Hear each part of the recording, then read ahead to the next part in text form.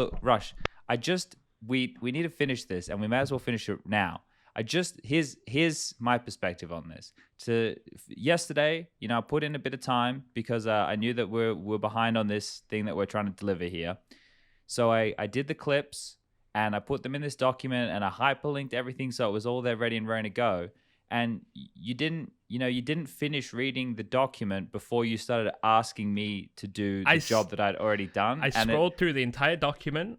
I see HLTV links. I click on the first HLTV link. It goes directly to HLTV, and then I don't click on all the other ones, and I just mention, hey, should we work together on recording, do a bit of teamwork? But they were already recorded. I've recorded them all, Rushley. They're all recorded. And how am I supposed to know you've linked a streamable? It's actually your best Chad impression yet. That was really good. But I just wanted to point out. So the thing was, I had put in this time and effort, and I'd done it, and I'd also mentioned it to you yesterday. But I realized you were off the clock at this time, so it probably went in one ear and went out the other. That's okay. You get the satisfaction of going, oh, Rush, luck again. Yeah, I did it all. I'm a pretty cool guy. But no, you were like, I've actually done it all, Rushley. I'd appreciate it if you look through everything, right? To start the day I take it back. I take it back. But then that set me off, Chad. That's the problem. Yeah, and I know, and then we ping pong back and forth and like to antagonize each other. But I just wanted to bring from the emotional side here to start the day that I was very, I was happy with the effort that I put in and was hoping that it would be recognized. And you didn't give me chance to recognize it. Well, that's the thing. You had the chance to recognize it, and I wanted you to recognize it first beat. But with this conversation, I understand how you potentially could have overlooked all the other 7 or 8 streamable clips. I feel like you baited me with the first link. That's how I feel. You wanted this to happen. No, I didn't. It was just the order that the script went. But I just wanted to air this so emotionally it was out there for my understanding. For you, I understand as well. And as people may have heard, we have Janko and Alex here as well. Alex, do you think that me expressing this type of emotional position to Rush is healthy for the communication of our relationship? Precisely where I was going with that. Yeah, no, I think the sooner and the more refined your dialogue is with one another, then the fewer misunderstandings and mismatching of emotions. I'm pissed off. It's well, that's okay, and you're okay to. You're allowed to feel that, Rush. You're allowed to feel that. I'm never going to dispute. Well, thank you. I'm never going to dispute how you feel. I am perhaps going to dispute, your accents. But it also comes down to, relationships are all about paying attention and details and stuff. So when I hear that Chad's done all this work, right, and Rush just says, I scrolled through the document, that sounds like the way you scroll through terms of service before you can play a game, right? It's just not really paying attention to what your partner is telling you, and I just see big blue links and it says hltv.org and then a match thing. How it looked like work, Rush. It looked like Rush, didn't it? Well, it looked like work. Also, I'm typing, I'm doing other stuff, and Chad doesn't say, yeah, by the way, I recorded everything, I've helped you out here a lot, Rush, don't worry, I've got examples for you here. It was just like, look at the doc. Yeah, but for you, it's just blue links, Rush, and for he's Chad, already pissed me off earlier than that as well. I don't know what he did. He really tried. Yeah, I don't know. I appreciate it. Thank you, Chad. I appreciate it, but I feel like you didn't allow me to say thank you. You came at me in a competitive state, and it pissed me the fuck off, honestly. Yeah, look. But thank you, Chad. I appreciate it. Thank you. I appreciate it. There can be a little bit of give and take from both sides here going forward, and I'm sure we can, because there was yelling before we went live. There was definitely a different tone, but I'm glad that we've been able to resolve this at least to some degree, and now we can get things underway. So look, I mentioned a little bit of information to everybody here. I'm not sure how many people caught it, about the dryer delivery situation I had going on today. It was very efficient. They said between the hours of 7 and 2, and they delivered it at like 7:45. Right, early for gaming DJ hours, but efficient. The dryer's here now. This isn't where the story ends, gentlemen. Maybe I've spoken about this on the show before, but I have still have a washer dryer combo, and the drying component of the washer dryer combo stopped working. I don't know, probably a couple of months ago. And this is the worst time for that to happen because it's in winter, but I've been traveling significantly. So it's not like I've had to use the washing machine consistently. So it's been all good. But I've had to order a new dryer here to get the clothes dry in a time of need. And the dryer that I ordered, it was not the condenser type. It was a vent type. It needs to be ventilated. And I live in an apartment. Now, it's all worked out. There's a window situation, but it just feels like a shit way to start the day. When you've purchased a product, you've spent 300-400 euros on this dryer, and I've ordered the wrong type. And maybe this is why I carried a little bit of, angst towards Rushly out the gates here, because I already feel like I failed myself today, and then Rush made me feel like I had failed again. Shut up. So it's the combination of this dryer to start the day, and then obviously the whole work fiasco. But yeah, it's a somber note to start things off on. Does anyone have anything a bit lighter? Yeah, I mean, I just want to say, Chad, if you ever need to talk to someone, I'm here for you, buddy. You shouldn't spiral out. These are not things to be trifled with, right? And also, is there a return policy on that dryer? Maybe, but the thing is, the inconvenience. I've already kind of spun like a positive on it. I've gone, okay, well, the laundry room's normally quite dank. Maybe having the window open when I'm using the dryer is quite good for the laundry room itself to air it out. It's also good for the house to have the windows open a bit more. So, I've already gaslit myself into thinking that the purchase is just going to stand, because I'm the type of person, Janko, who has a bit of anxiety when it comes to returning things. Like if I buy something and I've fucked up, maybe I got the wrong size, or I'm like there's the hassle factor, and then there's the I don't want to have to have this conversation and get things returned and get a fucking truck back, and I'll just take the L, man. I'll just cop it. Yeah, well, that's the way to go about it as well. You want to talk about a more lighter note? We got Alex Machine Richardson in the house. Well, star of Game and Glory. Oh yeah, guys. Absolutely. Oh yeah. Send your compliments to Machine GG on Twitter. Thank you very much. Thank you. I watched it this morning, right? I wanted to watch it where it was mega fresh, and I thought it was great. And I thought the way that you were explaining some of the stuff in there, Alex, was fantastic. I was very proud of what was going on in that video, what was represented by people that I know. Nice. I think you did a great job, seeing the way that Cadian was talking about stuff was really cool. It was it was fun. Maybe we could do a movie review. Dude. Rush, you here for a movie review? Yeah, I know sure, you said yeah. you. All right, cool. Can I What ask did you think, for people's opinion on someone else's opinion? Okay. How does that? I know you like to steal your opinions, right, Chad? Yeah. I love stealing my opinion. Okay. So, and this is just, I don't know who this person is, but it was a comment, and I just wanted to, because this was the antithesis of what I was hoping for it to be perceived as. I don't know if it's gone now. Okay. Was this the one that was on Reddit about the Here we are. No, it was like a Twitter reply. Okay. And it was just essentially a little kind of thread of tweets, but it said the takeaway was something along the lines of, this would be terrible for people that don't know CS. Hang on. Okay. Which in my mind was because what we were tasked with there was initially I thought I was explaining it to new Counter-Strike people, but you also don't want people that have fucking watched thousands and thousands of pro games to feel like you're talking down to them or patronizing them or telling them something or they're getting nothing out of it, which I think we knew was always going to be fine, because we had it's a hard balance. Yeah, but also such an intimate look under the hood. There was so many. Sure. You're giving full access to camera crews and taking gambles. You don't know who's going to win on the day, and you're just following whoever you can, who you think is going to make the best story and tell for a fun story to tell. But yeah, I mean, we don't really spell it out. So what was the question? He said, it feels like a missed opportunity. Okay, yeah, here we are. View. Deadair's not great for podcasts here, Alex. If you're viewing this as a CSGO fan, this is a really great highlight reel, and look back at the Rio Major and a way to see these big players in a more human moment. Great. No nothing going in. This is a dizzying mess and really unfriendly. The documentary fails for me. You skim over all these great storylines, what is the importance of these teams or players? What is the significance of these matchups being shown? How does the game work? How do you explain it to those not in the know? I think first of all, the comments are always going to be mega varied, right, in opinion. And when I was watching it today, I thought there was areas that weren't hardcore enough in my mind, right? And with what this person's talking about here, you have to establish an entire Counter-Strike universe, and to be able to do that in, how long was it? 47 minutes or something.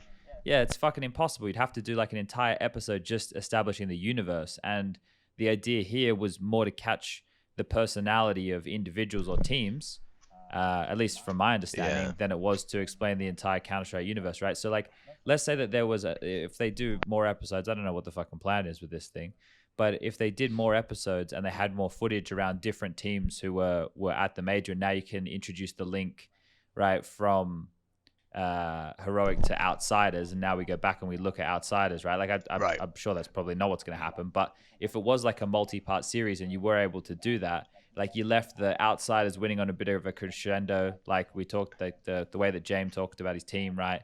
And then you go into the next one and you learn more about this team. Okay, well, what makes this team that, that quality, and who are the personalities, and you can learn from different perspectives, right?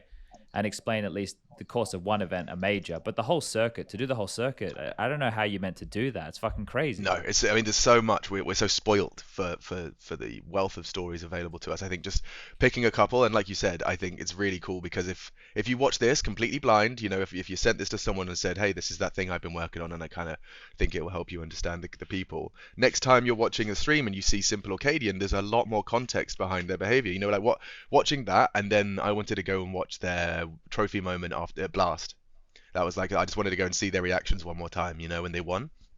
And it just immediately feels much better to, once I know and I've heard, the ups and downs of previous. I think that's very human about everyone. We love that shit. It's really hard to do what they're trying to do here as well.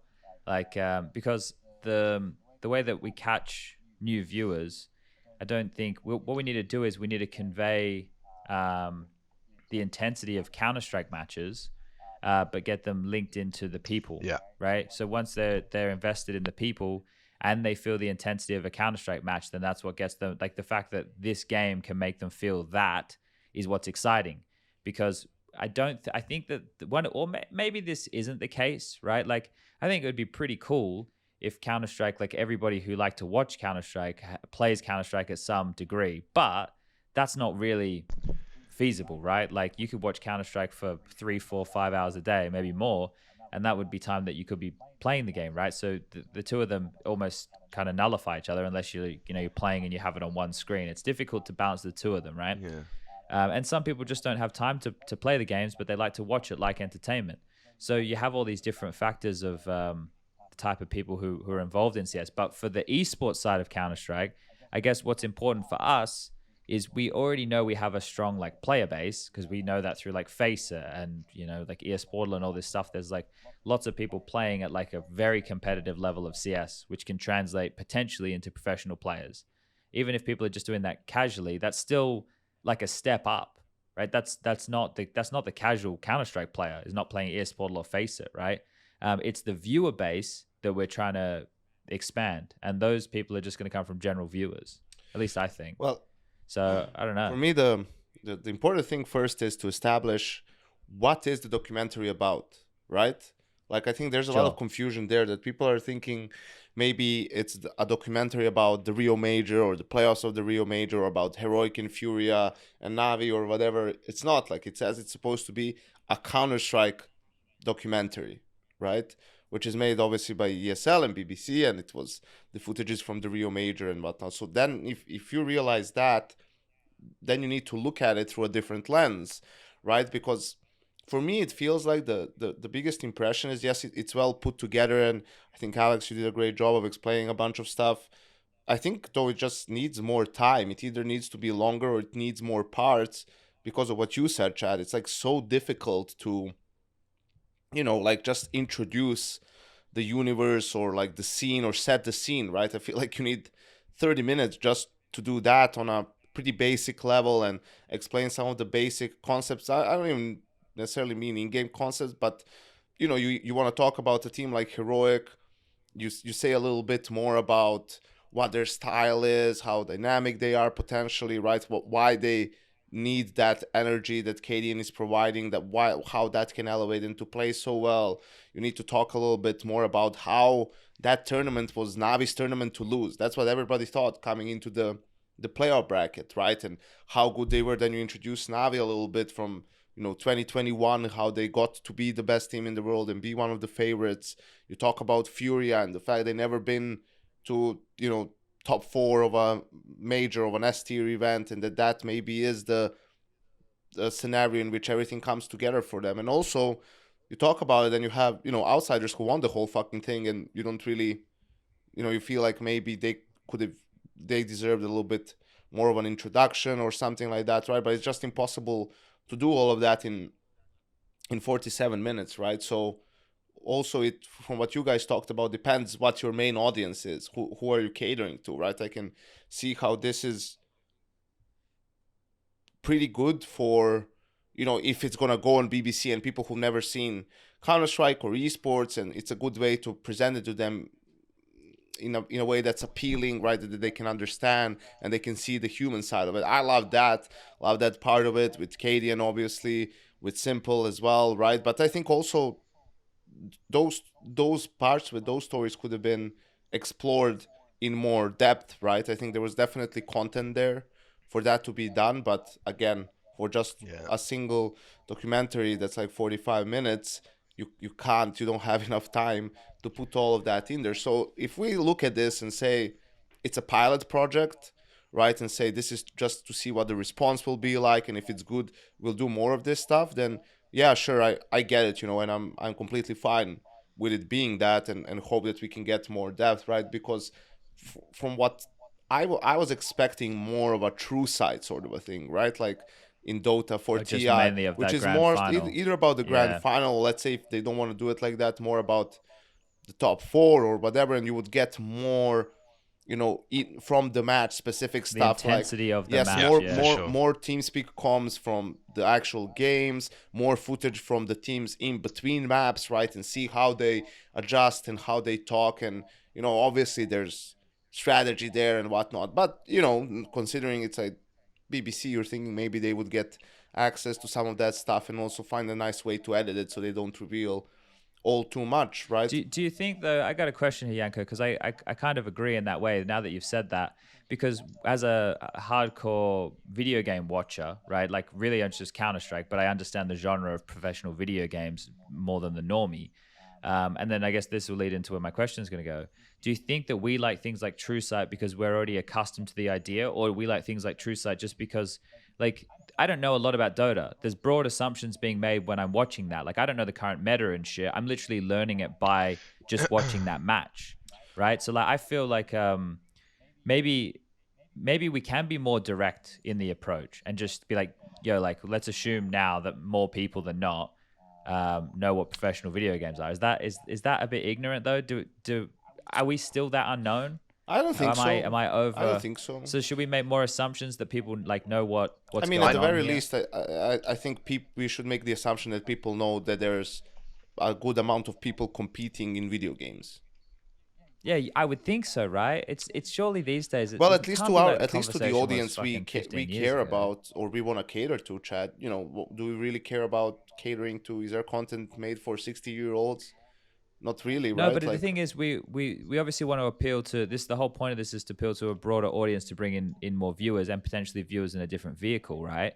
But that's the question. It's like the same as F1, I think it's the same thing. It's like, I don't think it's necessarily, we're definitely not 15 years ago, but the more authentically we just have the cameras running, while the stories and the individual ebbs and flows of competition. The reason we like to watch Drive to Survive, there's this Wimbledon one now, Haiku, is because you're getting pulled into the competition. You're getting pulled into the depth of the nuance of a high skilled competition, and you can just kind of get thrown into it and kind of feel included in. Alex, do you think that though that's because those are more normie things though? Like, people know that racing is a car goes around a track. I know there's more nuance to it, right? But like the base level of that is a bit more understood by, I would say, 95% of the population would know, more what. Like, most people. But I literally never watched Formula One until I had these humans spoon fed to me. And once I had the human spoon fed to me, him taking that lap after 80 repetitions of the same position was like exciting, Or I'm not saying that, but what I'm saying here is that they don't have to have the initial point of explaining what they're doing. Yeah, okay, right? Right, like, because you're right, like, it's the human element that you're interested, but you already, like, if someone said to you, like, hey, explain what you know about Formula One, you say, well, it's these really, really fast cars that are pretty aerodynamic and they go around a track, right? That's like the mega basic, like, spiel for what Formula One is. It's motor cars going around a track and people spend a lot of money. But then when you get into the details, you're now learning about the personalities, but I'm sure you're learning about why that personality is so invested in the fact that, I don't know, something of the engine fucking broke. Right now, you know why he's so pissed that that engine fucking broke. Right, that a normie like me just watching Formula One, I wouldn't know. But they give me the personalities who are so invested, and that makes me understand why this is so important. Right, but we have to do that, and we have to kind of explain what we're doing in the first place. We can, and we don't have to. Like what you're saying is a good example. You're watching Formula One and you see that he's pissed off because an engine broke, right? But you don't know fuck all about engines, right? Like why did he? And you don't care about it. It just broke. It's like a piece of equipment broke, and he can't continue the race, and he's pissed off. That's fine.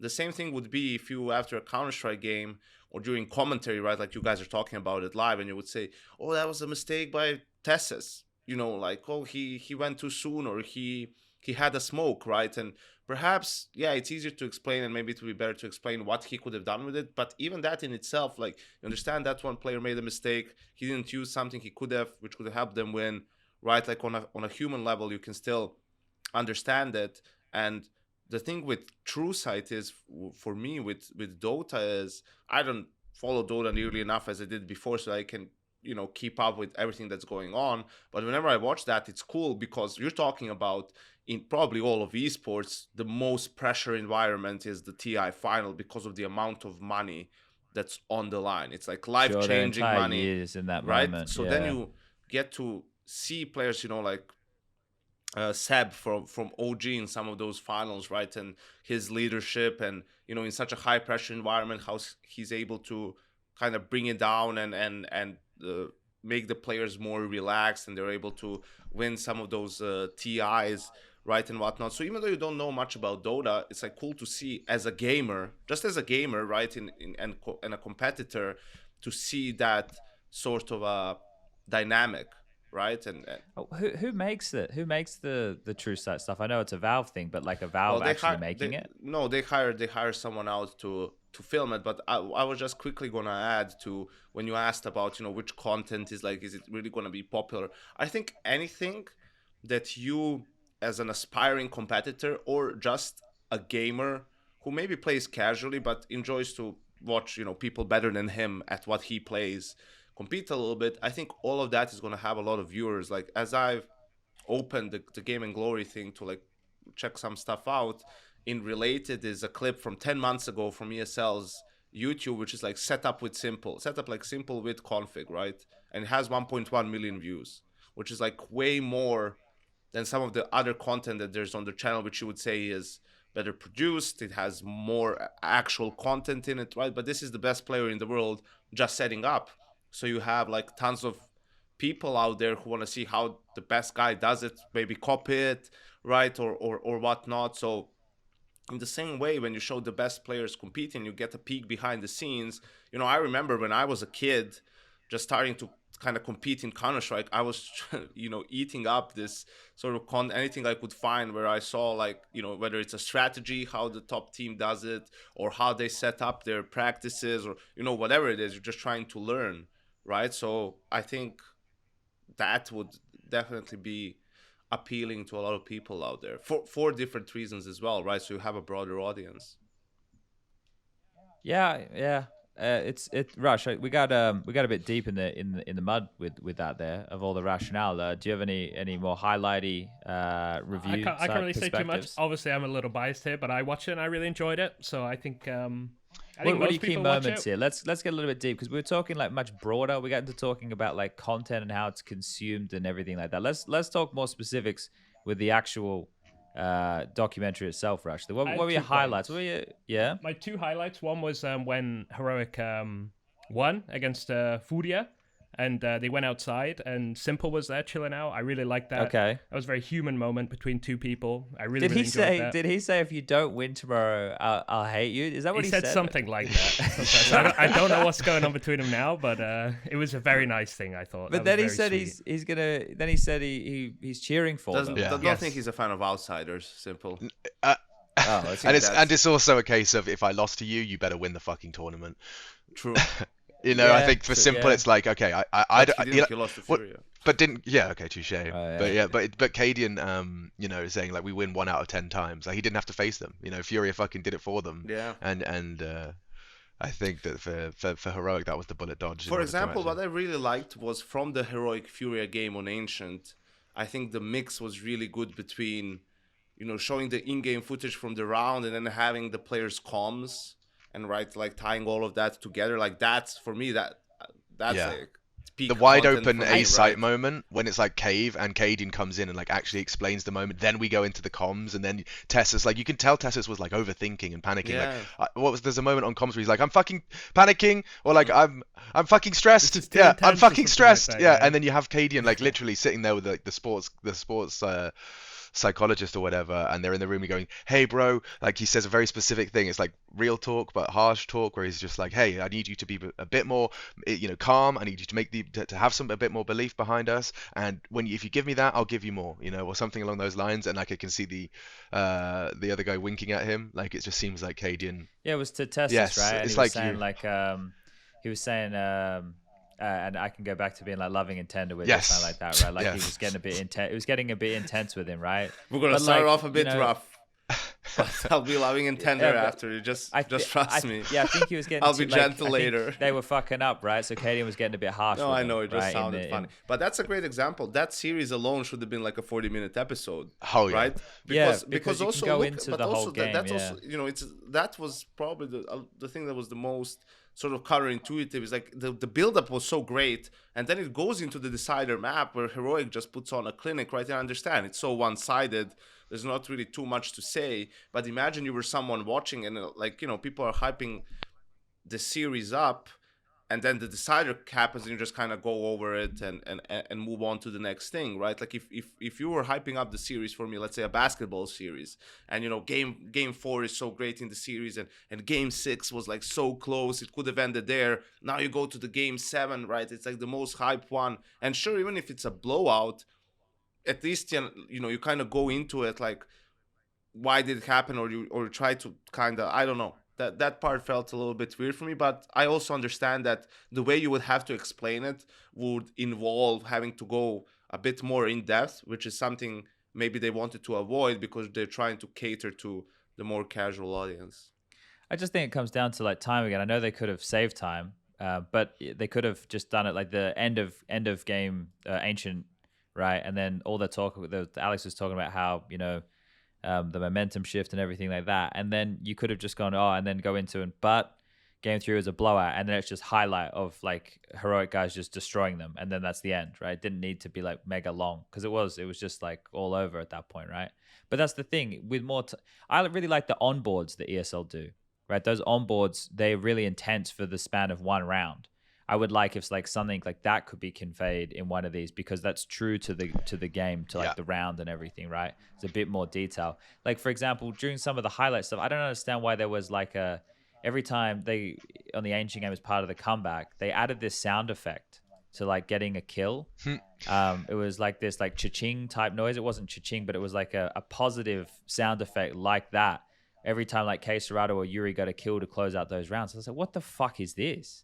Like, why have they added some, like, don't distort the game with, like, I know it's not a big deal, but we're not trying to fucking change if somebody was to play or watch. It shouldn't look or sound any different in that regard than how the game actually like is. I was like, why have they done that? What is the point of that? I can guess. You can guess someone's in the room on the review and has just gone, like someone like completely detached from it. And But goes, that means how they do told I the know? story How do I know badly. if they've got a kill? They're like, oh, we'll add a sound effect. But I agree. But that means that's told poorly, right? Like, because if that was told well, then you wouldn't need that sound effect to fucking explain that was a round win.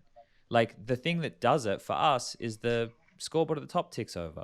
Yeah. Right? And the round ends. Like here they've added something like artificial. That frustrated me a little bit. I didn't like that very much. But I liked there was some good like emotional moments in this. Some of the good best moments I think were with Simple as usual. When you're talking at the start about the players and traveling around the world and earning lots of money, and the interview goes, oh, you've got 1.4 million followers. Simply goes, no, he goes, 1.6. Yeah, I thought that was fucking sick. That was sick. That was really good. And then obviously the emotional bit about his dad, and obviously not seen him since before the war. That that's a tearjerker for everybody there. But yeah, I thought overall it was pretty good. Like it's a good sign to show people. Yeah, more of it though. It's just something to be refined, definitely. It's not like it's a finished product for sure. And I think the thing is as well, like with a lot of these type of shows, it's if people want to participate, like if a team doesn't want to sit down and do a lot of interviews or whatever, or give access, because you have to give like access. You have to give access. So yeah, you can use our voice comms. Yeah, you can use all the backstage stuff.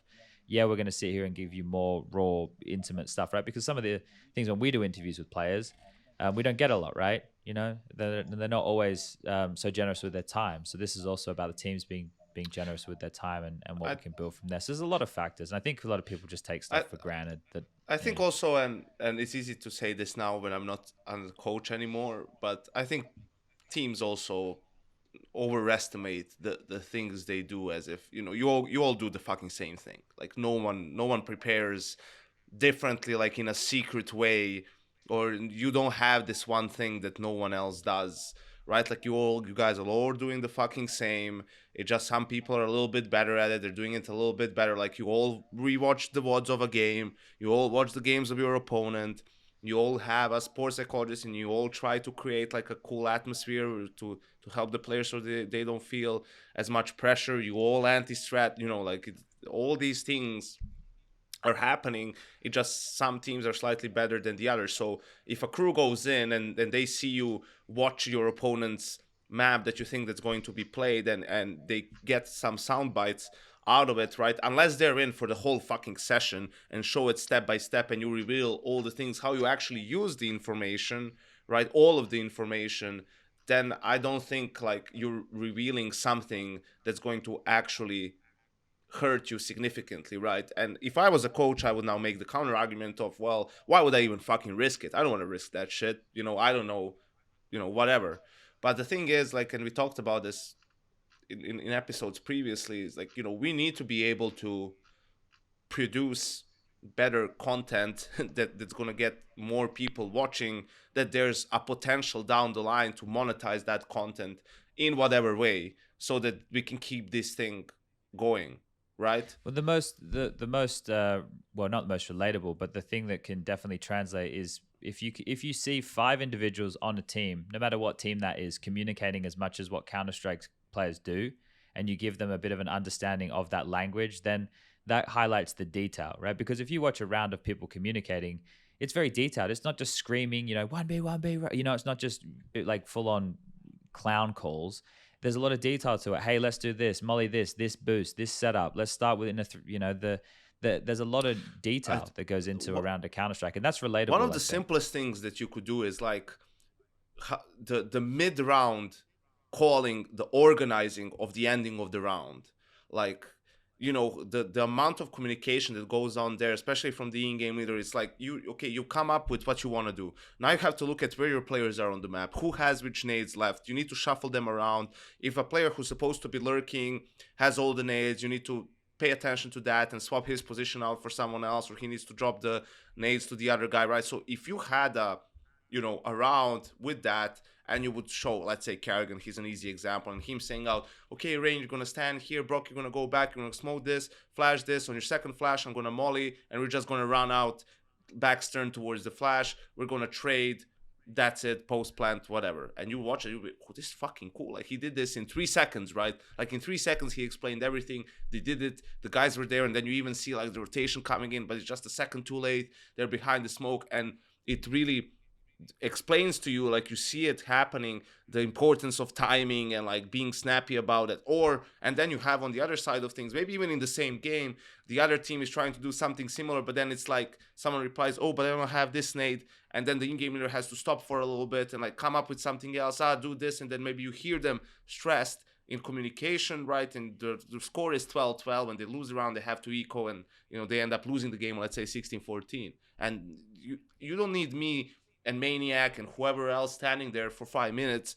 Like you just play it out, right? Like you play it out, people see it from themselves, and we just describe it a little bit, or go a little Help bit, it along. go a little bit in depth about it.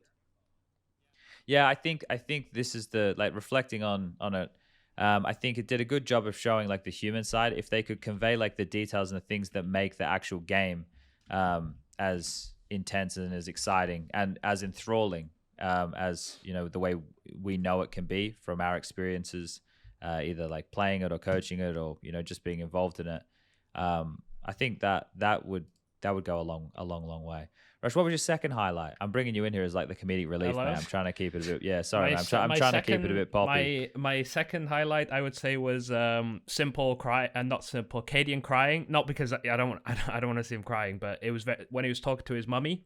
That was very nice. Like after the Fury win. When she was saying like we're proud of you and all this kind of stuff. I mean, I felt a little choked up. I didn't cry because I'm a big odd man in it, but in it.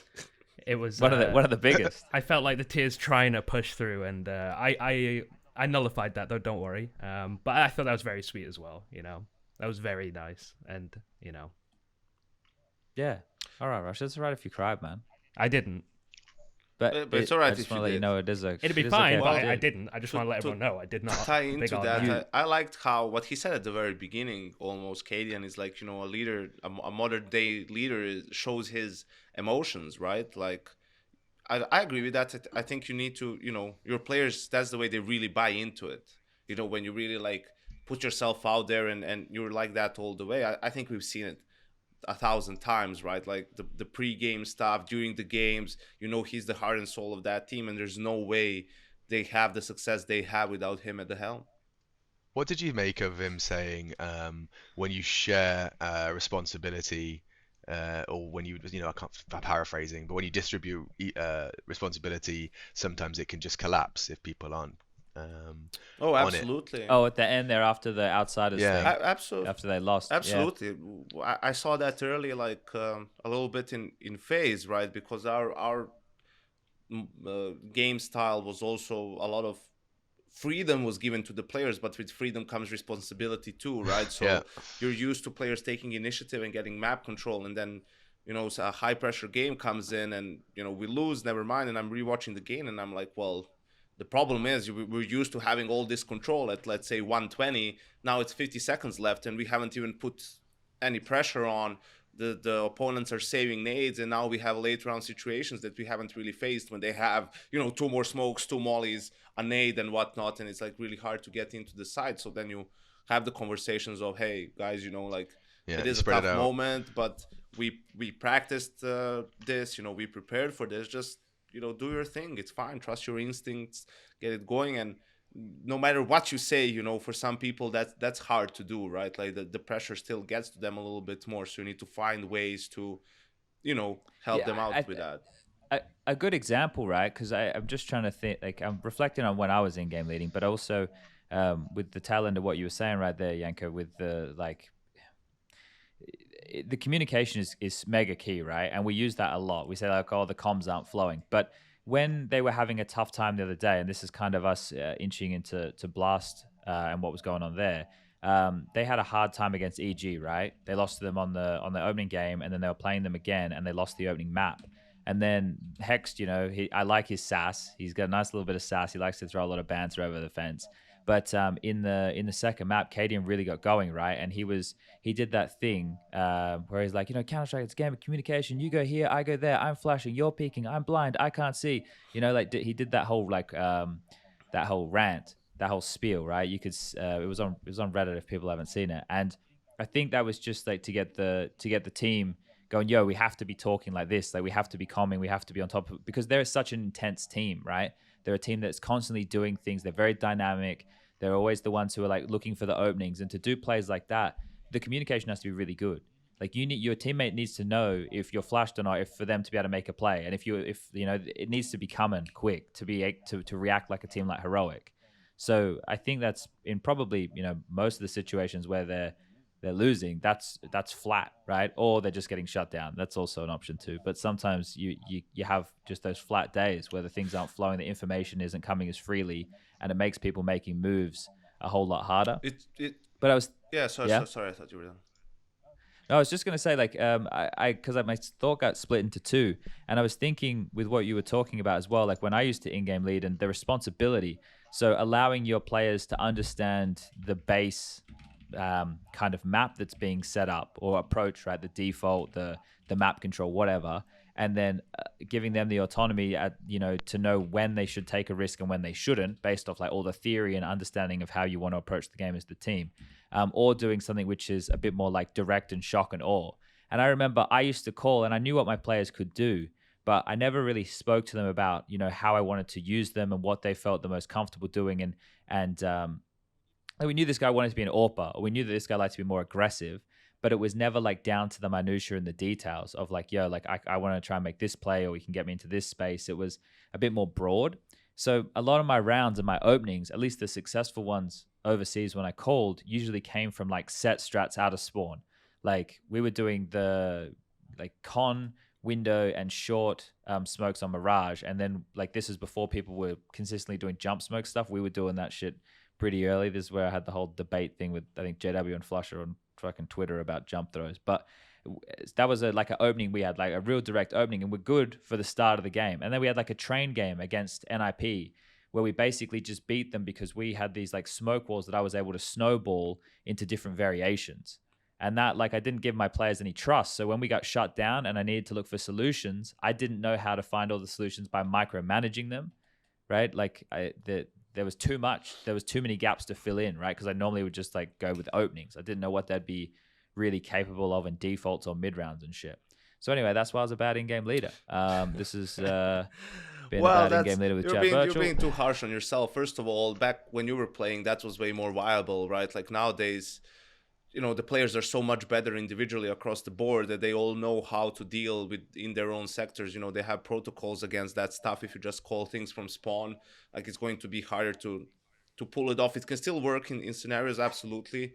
Teams still do it for a reason, but there's a lot of default based play. And I mean, to your first train of thought that you had, I mean, it's also how our game was sort of set up, because if you have on your team players like Nico, Cold, Olofmeister, Rain, right? Like these guys who have been around for a long time, who are very cerebral, they're not playing scared, right? Like why would you call stuff and guess, right? Because if you do stuff from freeze time, you're guessing.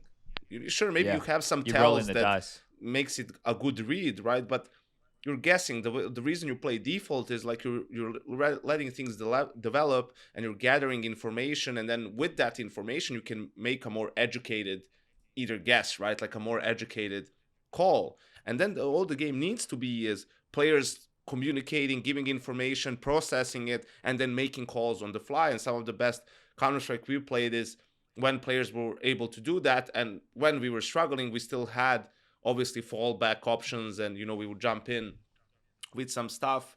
But Zeus from the old NaVi in-game leader did say there is no strat saving you from if you can't click heads, meaning the game ultimately comes down to shooting each other, right? And how did you put it in the thing, Alex? What did I say? Shooting them in the head quicker than they shoot you. Yeah, I think something along those lines. It does unfortunately always boil down. And I like that because it's true, right? All the communication, the tactics, the strategy, the team play, all it's achieving is making the fight in your percentage, right? In your favor. That's all there is, right? The fight still needs to happen. And sometimes it's not even like, sometimes it's just due to the map control. Let's say you have a good read on their setup. So as you're swinging, it's still a fucking aim duel, right? But you're just feeling way more confident, and like it's that shit from, I don't know, Limitless. It's like if you just took the pill and everything like becomes so much clear and focused, and the vibrance of the colors goes up, and like you're in the zone. Like that's what you get from the information. Like you're aiming there and you're believing that the player is there. So even though objectively it's still a 50-50 fight. Actually, it's 70-30 in your favor, and you get that kill, and you get the site, and you win the round, right? Like that's what the information gives you,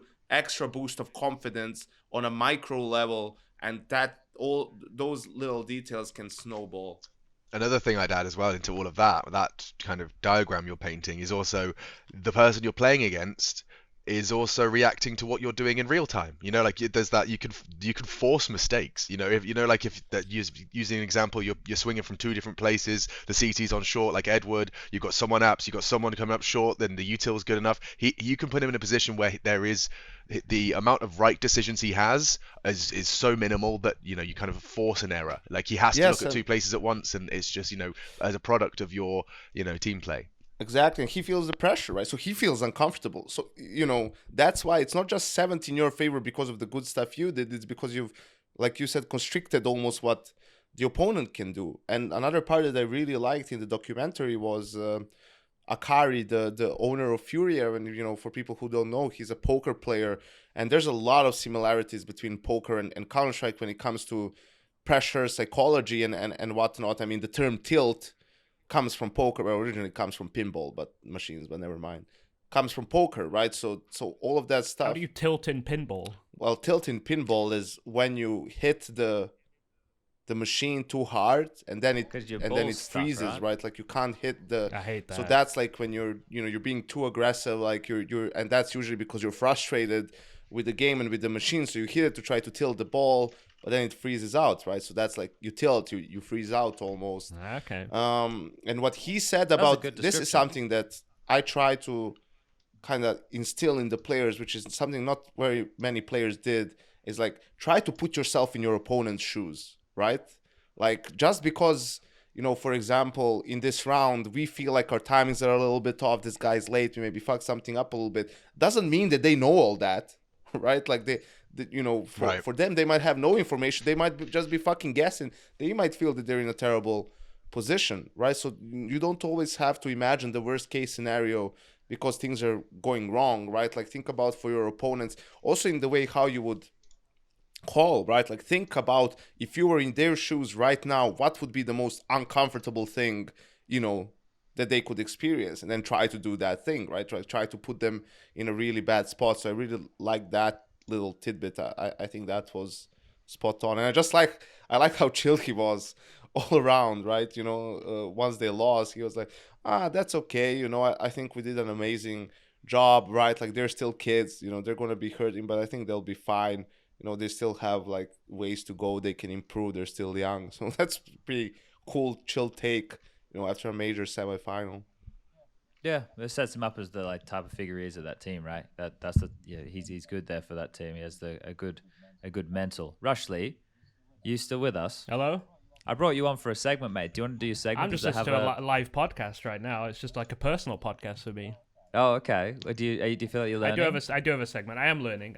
All right. Well, I want to, because I didn't want to keep you for the whole thing, but you've already been here for 50 minutes, so if you want to hang around, you can. I'm hungry, honestly. I want to get food. If you want to hang around, you're more than welcome to hang around. But I would like you to get your segment done here to see if can you entertain the room. That's the question. It's less of a segment this time. Less of a segment. No anal drippage in this one.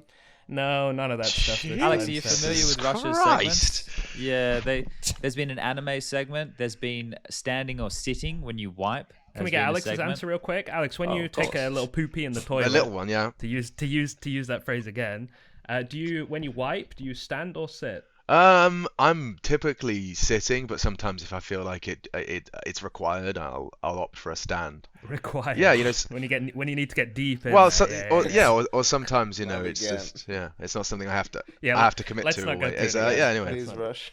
Yeah. We had a whole thing. But sitting down to pee, that is apparently a very common thing outside of where we were born and raised. Did you know 50-50 German boys sit down to pee? Yeah, that is true. Yeah. But we spoke about that. Okay, moving on. Let's But yeah, I just want to talk. Rush, you're the one that rehashed the Yeah, I don't know why I content, brought it back up. Sorry about that.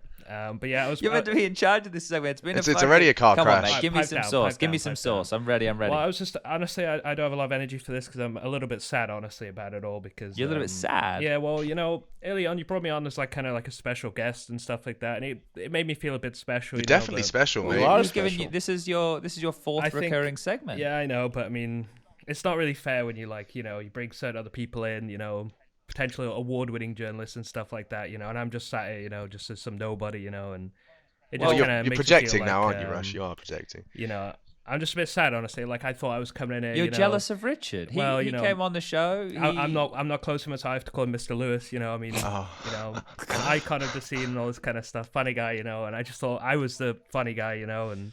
You bring him on and he knocks it out of the park and stuff like that. Well, you know how you're gonna feel. I'm just a bit sad about that. You know how you're gonna feel better, Rush. Well, he's like 20 years older than you, so you still have that going for you. Rush, we only have award-winning guests on the show. We've had Richard. Oh yeah. We've had Henry, and now we have Mr. Host of the Year, Alex Machine Richardson. I'm Emmy nominated. Does that count? So Rush, what I want you to do is I want you to think about the name of the guest. Have we any other guests, Janko, outside of that? I don't think we have. Well, we had Launders and Maui. The live shows. Yeah. They were live shows. They also won some awards, I'm sure, in their time. Yeah, like I'm sure Maui, we can find some. Most obnoxious person on campus. And so Rush, you think about the company that you're keeping here. I don't think you should feel. I'm not feeling very special. You know, but I think you should. I think, you know, knowing that you know that's the type we hold you in that high regard, Rush. Yeah, whatever you say, man. My segment was going to be, well, I would just present scenarios. It'd be me or Richard Lewis, but I know who you'd pick, so it doesn't even matter. So you come on here to sulk as your segment. You know, I just, you know, I really enjoyed doing this and making the little segments and stuff, but.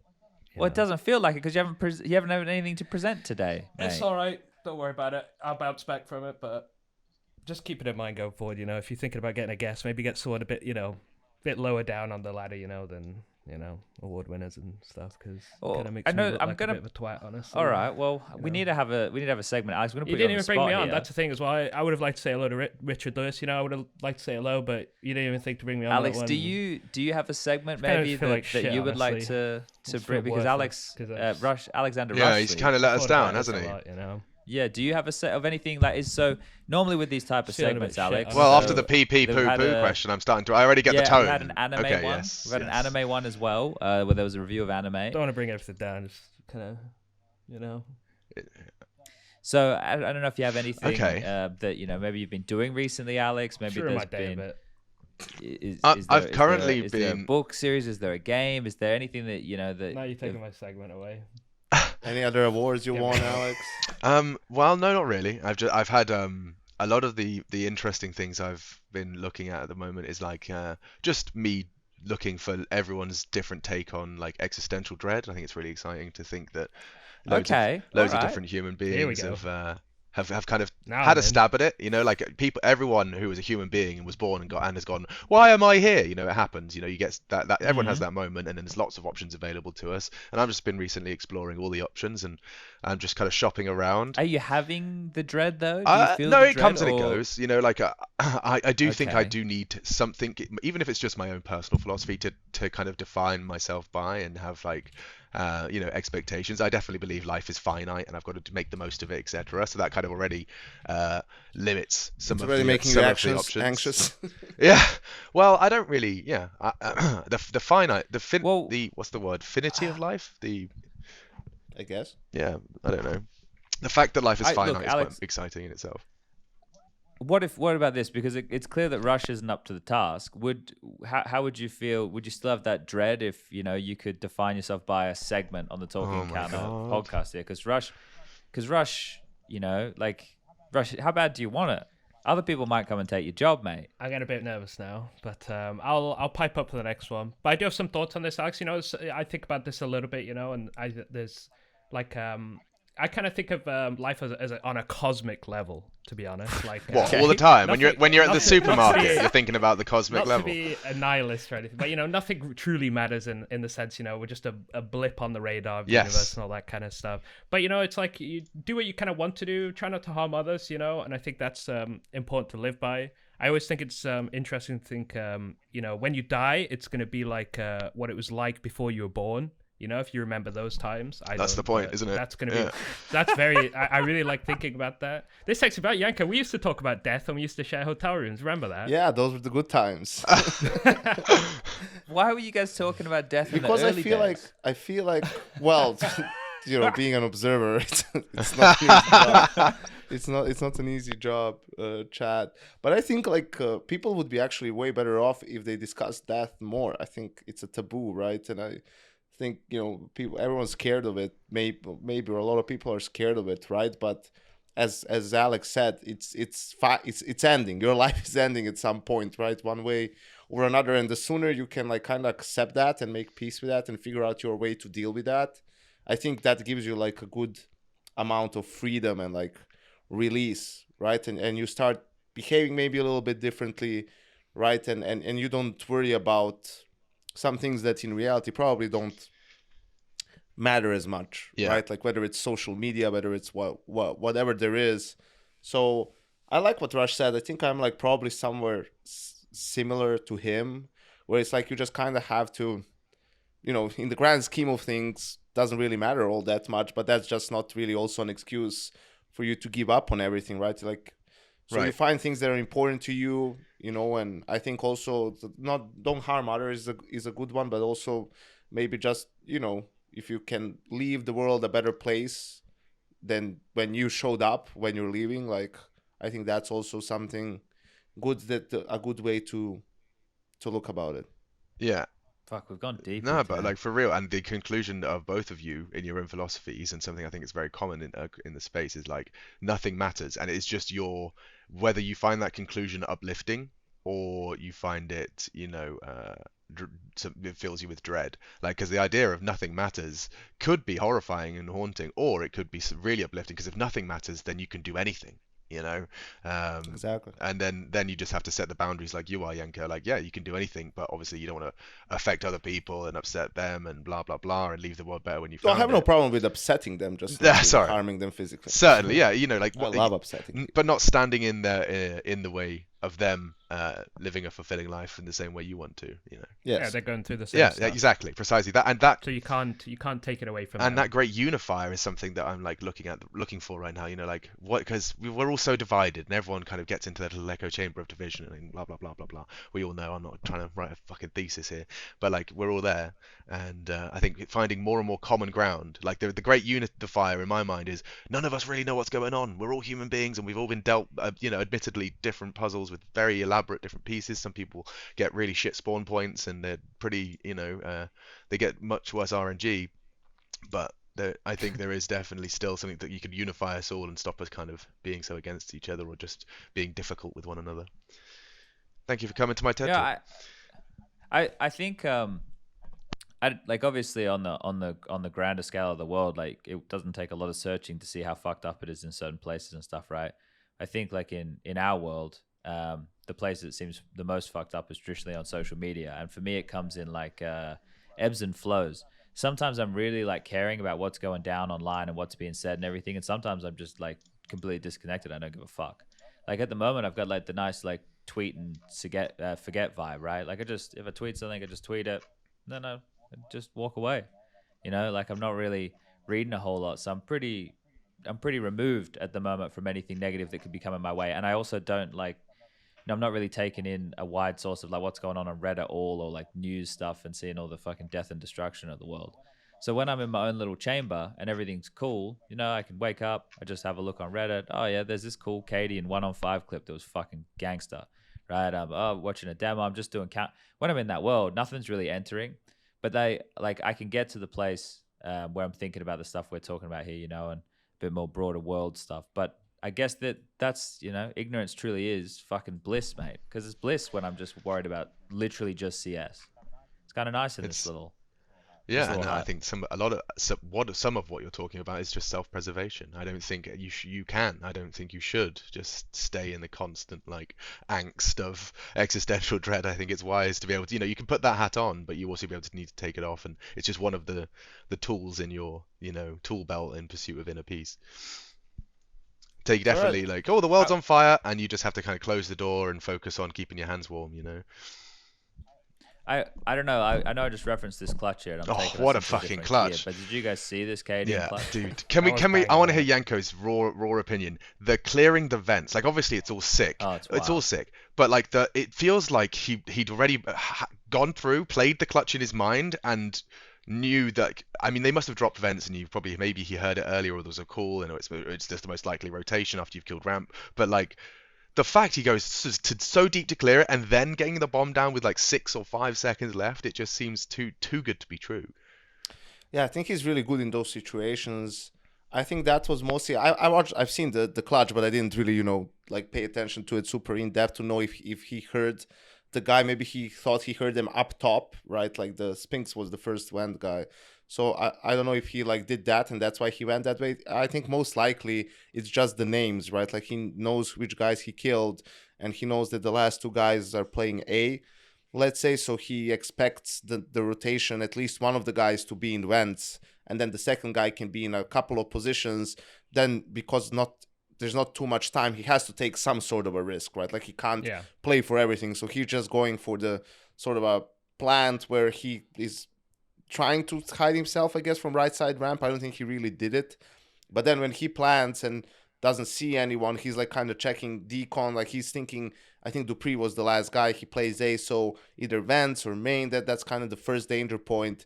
And then he gets a little bit lucky, right? He catches the hand of him in towards long doors and just gets the last kill. So but I think obviously it's a really good clutch, but it's good also because of that reason. Like you need to take risks, and he didn't hesitate. That's like the best part about that clutch for me. There was no hesitation for him. He was just standing there to like think about stuff, and he was just doing it, right? Like he gets the first 2 kills, he's moving towards doors, he sees the guy up ramp, adjusts, immediately keeps going towards vents, adjusts there, kills the guy, immediately goes to the plants, and then is just like sort of moving a little bit, trying to solve the last bit of the puzzle, and gets a little bit lucky in the end and pulls off a great clutch. I mean, it's kind of like he calls though, right? Like what you're talking about there, Janko, like the fact he doesn't hesitate, that like stood out for me, because it's kind of like that's how it feels heroic, call, like play the game, which comes from cadian, right? So that's the lack of hesitation in those situations though, that's really rare. You don't see too many other players like with that, because that's where you start getting into you. I mean, you're an instinct in that moment. I'm right? not gonna compare cadian to Simple, but Simple is a player where you also don't see that in the clutch. And another thing with Simple is he plays the fucking percentages to the 5th decimal, man. Like every little bit of space that he has, if he decides to wait or to push, if he decides to be aggressive, is just insane. I think in the G2 game, he had a clutch against Hunter where he's like waiting for him on nuke in main and waiting, and then he goes for the plant and he's walking, and I'm like, it's like, dude, is he like, did he overdo this? Like, does he have enough time to plant? And of course, it's fucking Simple. Of course, he's calculated it and has enough time to plant, and plays the round insanely well. So I also say this because personally, what I hate seeing in clutches is when players fucking just wait around too long and don't do anything, and they clutch themselves out of the round. It's like you waited so long that now you actually don't have time. You either have to run in.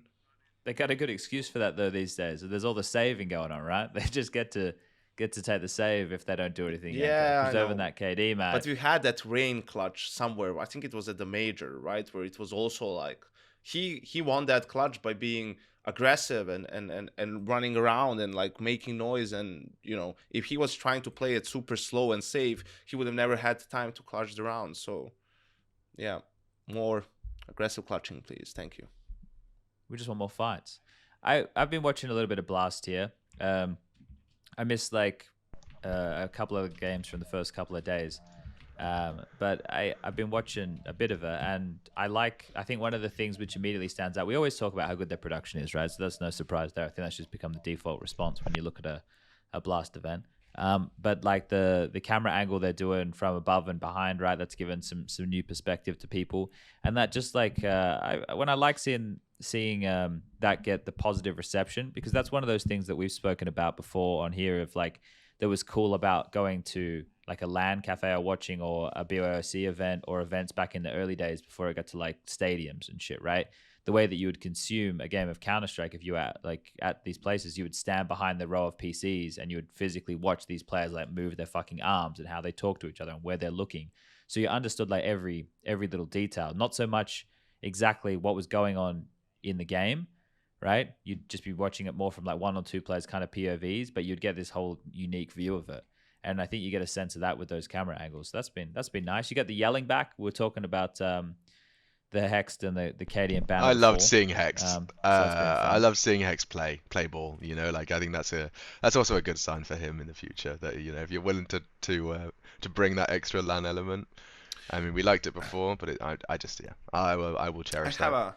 I have a tiny little segue here. Then, you know, and that's when like people who are not on the team, not the 5 players and the coach, when they give interviews and make statements about the team, like how it can be most of the time, it doesn't do anything good and doesn't bring anything positive for them. So EG being wait, give me some context. All right, so EG, he was talking about Hex, so I was going to turn this into EG and saying like obviously they catch a lot of flag because, you know, first they beat Heroic in the first game, in the opener, then in the second game they win the first map like pretty easily, you know, but then they get stomped on the last 2 maps, and now they're still in the, you know, last place game against Complexity. Talk about fucking existential dreading that nice game, and whoever has to fucking cast it. What?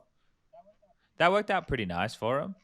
Like that's a good match. Yeah, that'd that's be a right. Good, like, so let's say right, like when you objectively look at it, like for a team like EG and their results in the last couple of years, that's still fine. It's still a good showing. You saw in some of the map wins that they've had, like you saw some positive signs. You saw some good CS team-wise. You saw some good individual moves. Obviously, like you like Hext and the fact that he gets fired up, like it's fun to see. It's great to see. So yeah, if they're fucking people from their org weren't yapping all the time about all this different shit, like they wouldn't be catching so much flack for the times that they get stomped and they lose, and they wouldn't be that big of a topic. If you're a fucking team, what you want is for people to talk about you the least amount possible. You want people to not pay attention to what you're doing, right? Because then they're probably going to underestimate you.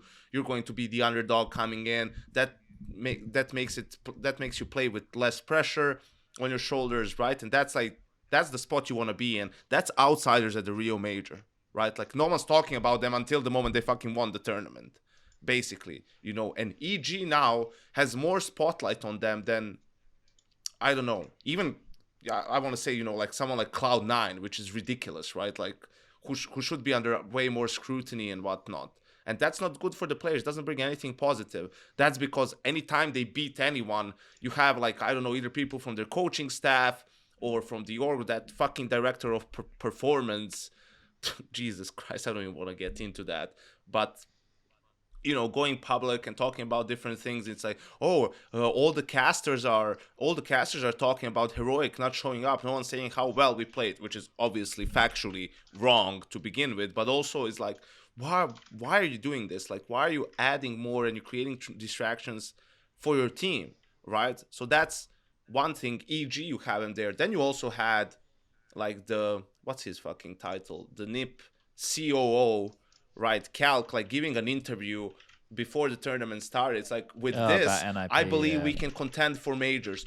Why are you saying this? It's like, what's the upside here that you personally, if you indeed end up being, I don't know, top 4 at the major, you make the grand final of the major, like you're gonna link what you're gonna quote tweet your interview from January and say, you know, I told you guys. So that's the payoff, right? That's the payoff. I think it's just part of the game. And the other thing is just like, why are you putting that pressure on the players? Like you've just had, especially for a roster that's done so many moronic changes, like you put Rez on the op, and also the thing that I've heard is like Alexi saying, if Rez wanted to keep popping, I would be okay. It's like, thank God he didn't fucking want to keep popping. He's like, everyone on that team has lost their minds, right? They're just letting everyone do whatever the fuck they want. So luckily now they have at least the normal sort of structure of the roster, right? And what you want if you're NIP, which is probably where we would have all put them, is like, whatever, it's up to them to prove to us that they can be a contender. They're not gonna be a big topic, right? Yes, they made a change, they brought hat trick, whatnot, but most of us would be just like, wait and see, what they do, and no hype, no reason to criticize anything yet, and whatnot. But now, with this sort of a statement, now you're creating expectations. You're on the fucking team, so obviously you know something that we don't. So now we're gonna treat it more like, okay, they feel like this is it, so we should see them contending for shit anyway. Also, these people from these organizations need to understand, like, it's our job to talk about these things in the current topics and whatnot, even on broadcast, not just on the podcast. It's just a fucking bonus, right? So, we have to talk about fucking something. So when the news are slow and there's not realistically much to talk about, like, this is the stuff that you're going to use, and make it's going to be a news cycle or whatever it's going to be. It's going to be a topic. And it's like, again, why are you doing this to your players? Like, why are you putting unnecessary spotlight on your team? Well, why do you feel the need to make this sort of a statement, like to give yourself a pat on the back and thinking like, oh, you made some good moves and you've put together a roster that can like be a contender and be competitive? It's like, I just don't see it. Of course, if you're on the team, like, no one's playing to be last, like every team that's out there, they're playing to win the tournament, right? Everyone's playing to win.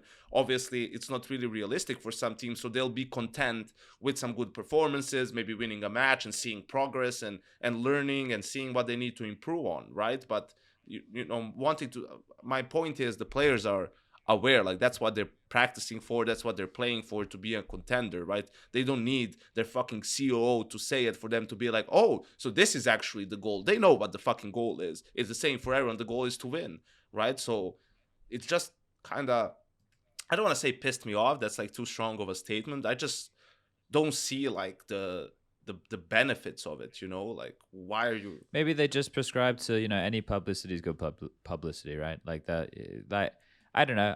These things now, I put things a bit through a filter with stuff like that, and I read it and I go, okay. And then when I'm telling a story, I can reference the fact they said that. But like, I don't know. I've started to think about it a bit more this way, right? Like, unless it's encroaching into the territory where not directly affecting me, right? Because I'm like a pundit. I'm looking at the way the scene is. I'm talking about the games, the teams, everything like that. But unless, like, these teams now, they're at the point where, like, these players are a part of these massive businesses now. And these businesses are just going to do what businesses do, which is stupid shit. Like, we're going to see more and more of that. That's just kind of the way it is. And unless it's, like, I don't think that what he said is a reflection of anything going on in the team of NIP. Like, I just think about NIP, at least when Hampus was in-game leading, like, this is Hampus's team. He's the boss of this team. The team is going to do what him and DJ will say. Right, and sure, there's these, but they the only thing they're beholden to is when upper management decide to make a whatever fucking roster change, right? But they're just there to do the job, play the game. So when these things happen in these statements, I feel like that's disconnected from all of it. And I get it. It's like it's a noisy distraction, but it's just fucking words. Do you think it upsets the players? I don't give any second. I don't know. It probably, like, because this is what Janko is saying, right? Like, it's causing this situation where these players have to be concerned about something that shouldn't even exist. And it's like, it's just unnecessary load. And if there are the type of individuals who, like, are, seeing all these comments and there is like that negative storyline and that affects them, then yeah, okay. Then that link, it makes sense. But they probably think, mate, this is just, what the fuck is this? Like, in certain situations. He even said, like, I'm going to say that in 2023 we're going to win one of the big ones, meaning like, Katowice, Cologne, Major, or a Pro League or a Blast or something like that.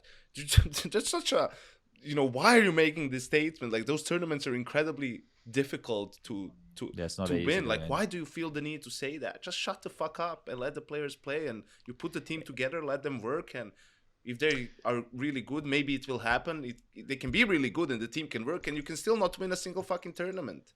Like and now they don't have Hampus, right? So Hampus is he's out.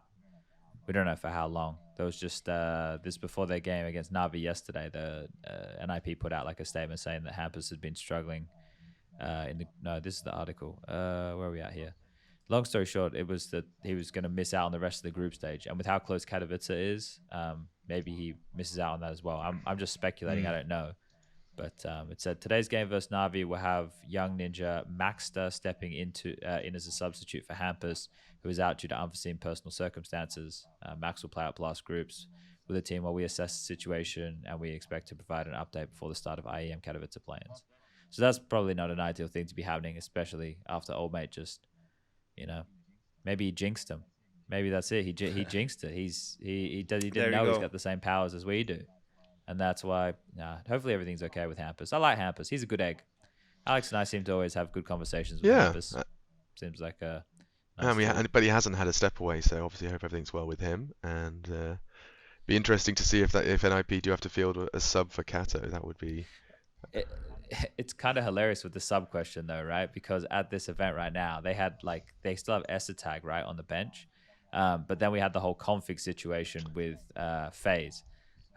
So Esatag could have been the stand-in for NIP, I imagine. I don't know if they would have used him. Maybe they wouldn't have used him. But like the fact that you could have used him in place of Hampus, and Esatag's a good glue man. He can do whatever you need him to do. But then instead he's playing for FaZe because of this whole... We didn't talk about this, Janko. This whole situation with the FaZe roster for Blast and players being residual.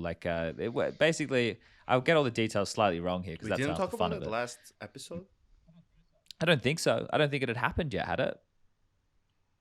I can't I don't remember.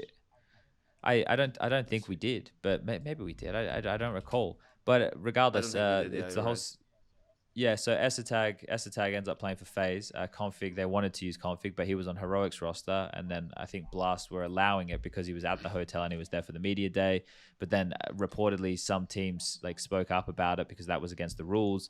Then there's this whole debate of should there even be these rules for a Blast event because it's just a partner event. Should Blast have carried across the stand-in from the last event for this event? Teams missing deadlines, blah, blah, blah, blah, blah, this whole situation. And then anyway, FaZe have still just been beating everybody. So it hasn't really affected them too much. They've been getting... Yeah, but we have to talk about how ridiculous that situation is, right? And for me, it's just about if you're Blast. I think from the outside, this is how it looks to me, right? All this shit was a little bit fucked up. Transferring subs from World Finals for this one automatically without checking it with the teams. We heard from Heroic say themselves that they didn't want Config as a sub. If he had an opportunity with someone else, why would they restrict that from him? So they didn't care about having him as their sub. And FaZe was under the impression that it was all cool. They got a reply from Blast saying that they could use him and whatnot, but it wasn't all according to the rules, right? It was all mostly verbal stuff and seeing how, well, there's gonna be no harm, no foul. So that's why he's there at media day. There's no way he's there at media day if there's any, sliver of a chance in anyone's mind that he cannot play.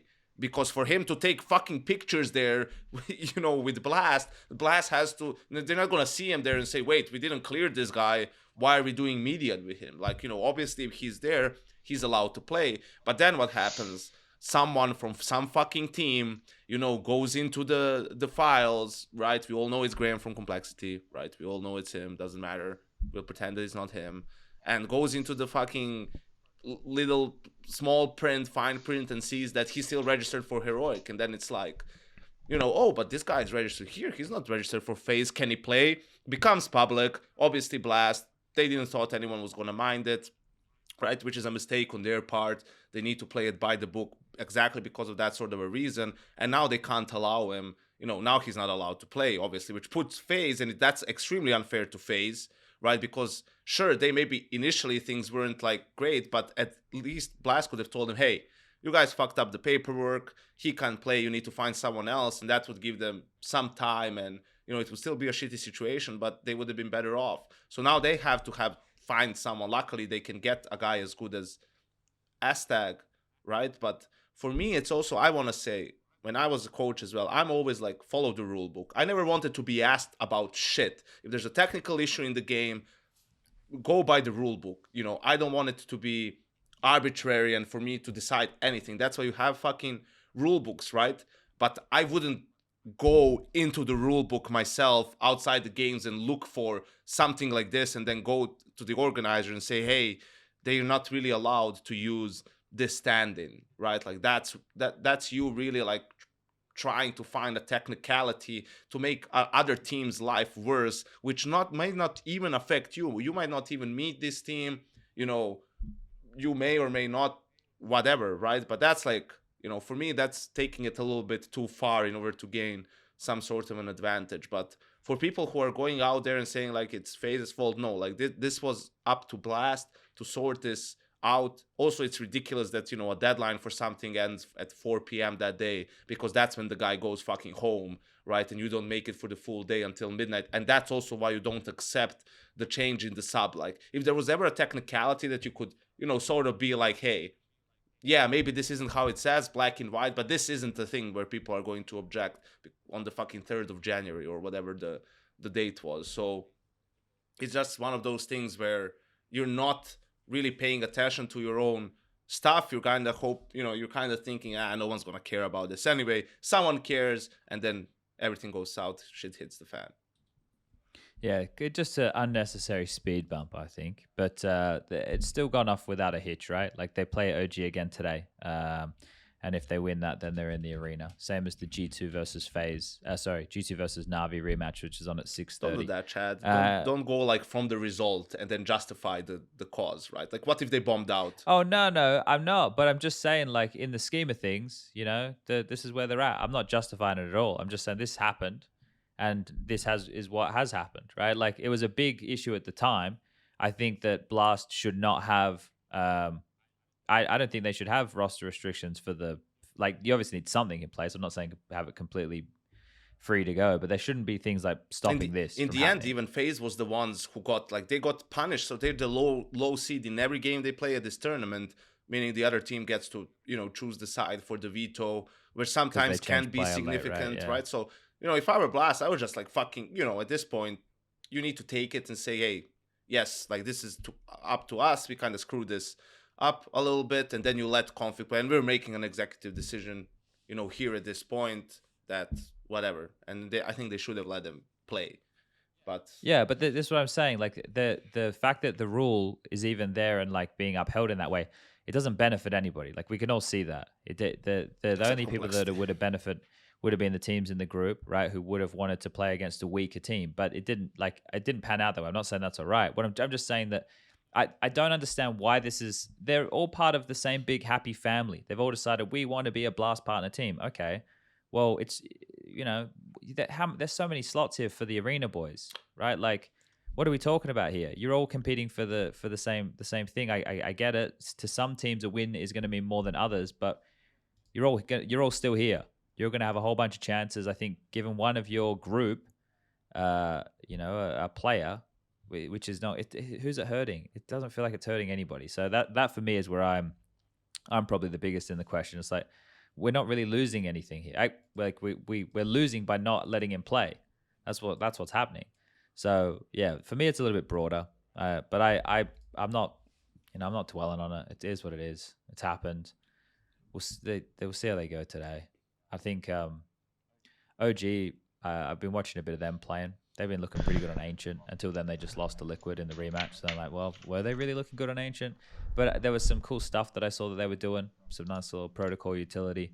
Looks like they've been geeking it out a little bit. Because Ancient, obviously, with all those changes. The OG boys, like, I was actually talking to Hank when we were watching their game yesterday. And I was just saying how, like, OG just sleeper quietly actually got, you know, the two lowest profile but most kind of safe and solid pairs of those new hands rising through the ranks, like Neofrag and Fiku. When you already had Flames, it just seems like a team that like I'd been sleeping on, and now I put them in my fantasy for this play-in.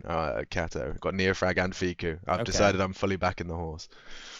So what was it that you missed while you were sleeping on them? Well, I think it was just not that I didn't think that they were capable. Like I was well aware of what they were capable of. I'd seen them play, and I heard really good things about NeoFrag. I hadn't seen as much of him as I had perhaps for Fiku, but I don't know. I think it's just plugging them into a system, and they are clearly going to be able to at least say how high every time Nexa tells them to jump, and the rest, is going to come down to them having initiative at the highest level. And I think that that's something that both of them are capable of. I think that they have the capability. They just need more experience in like bigger matches, because they always tend to do pretty good at these blast groups. Like I'm with you there in the sense that they're serviceable players, but we need to see them grow into something a little bit more than serviceable. Dexter's a superstar, right? Nexa seems like he's actually having a little bit of an individual resurgence. Obviously, he's having a good tournament, or at least he was having patches. And that used to be his profile. No, but that used to be his profile of like fragging in-game leaders, and then we kind of G2 chewed him up and spat him out, and we kind of just did the same in the sense that kind of expectations were lowered or managed.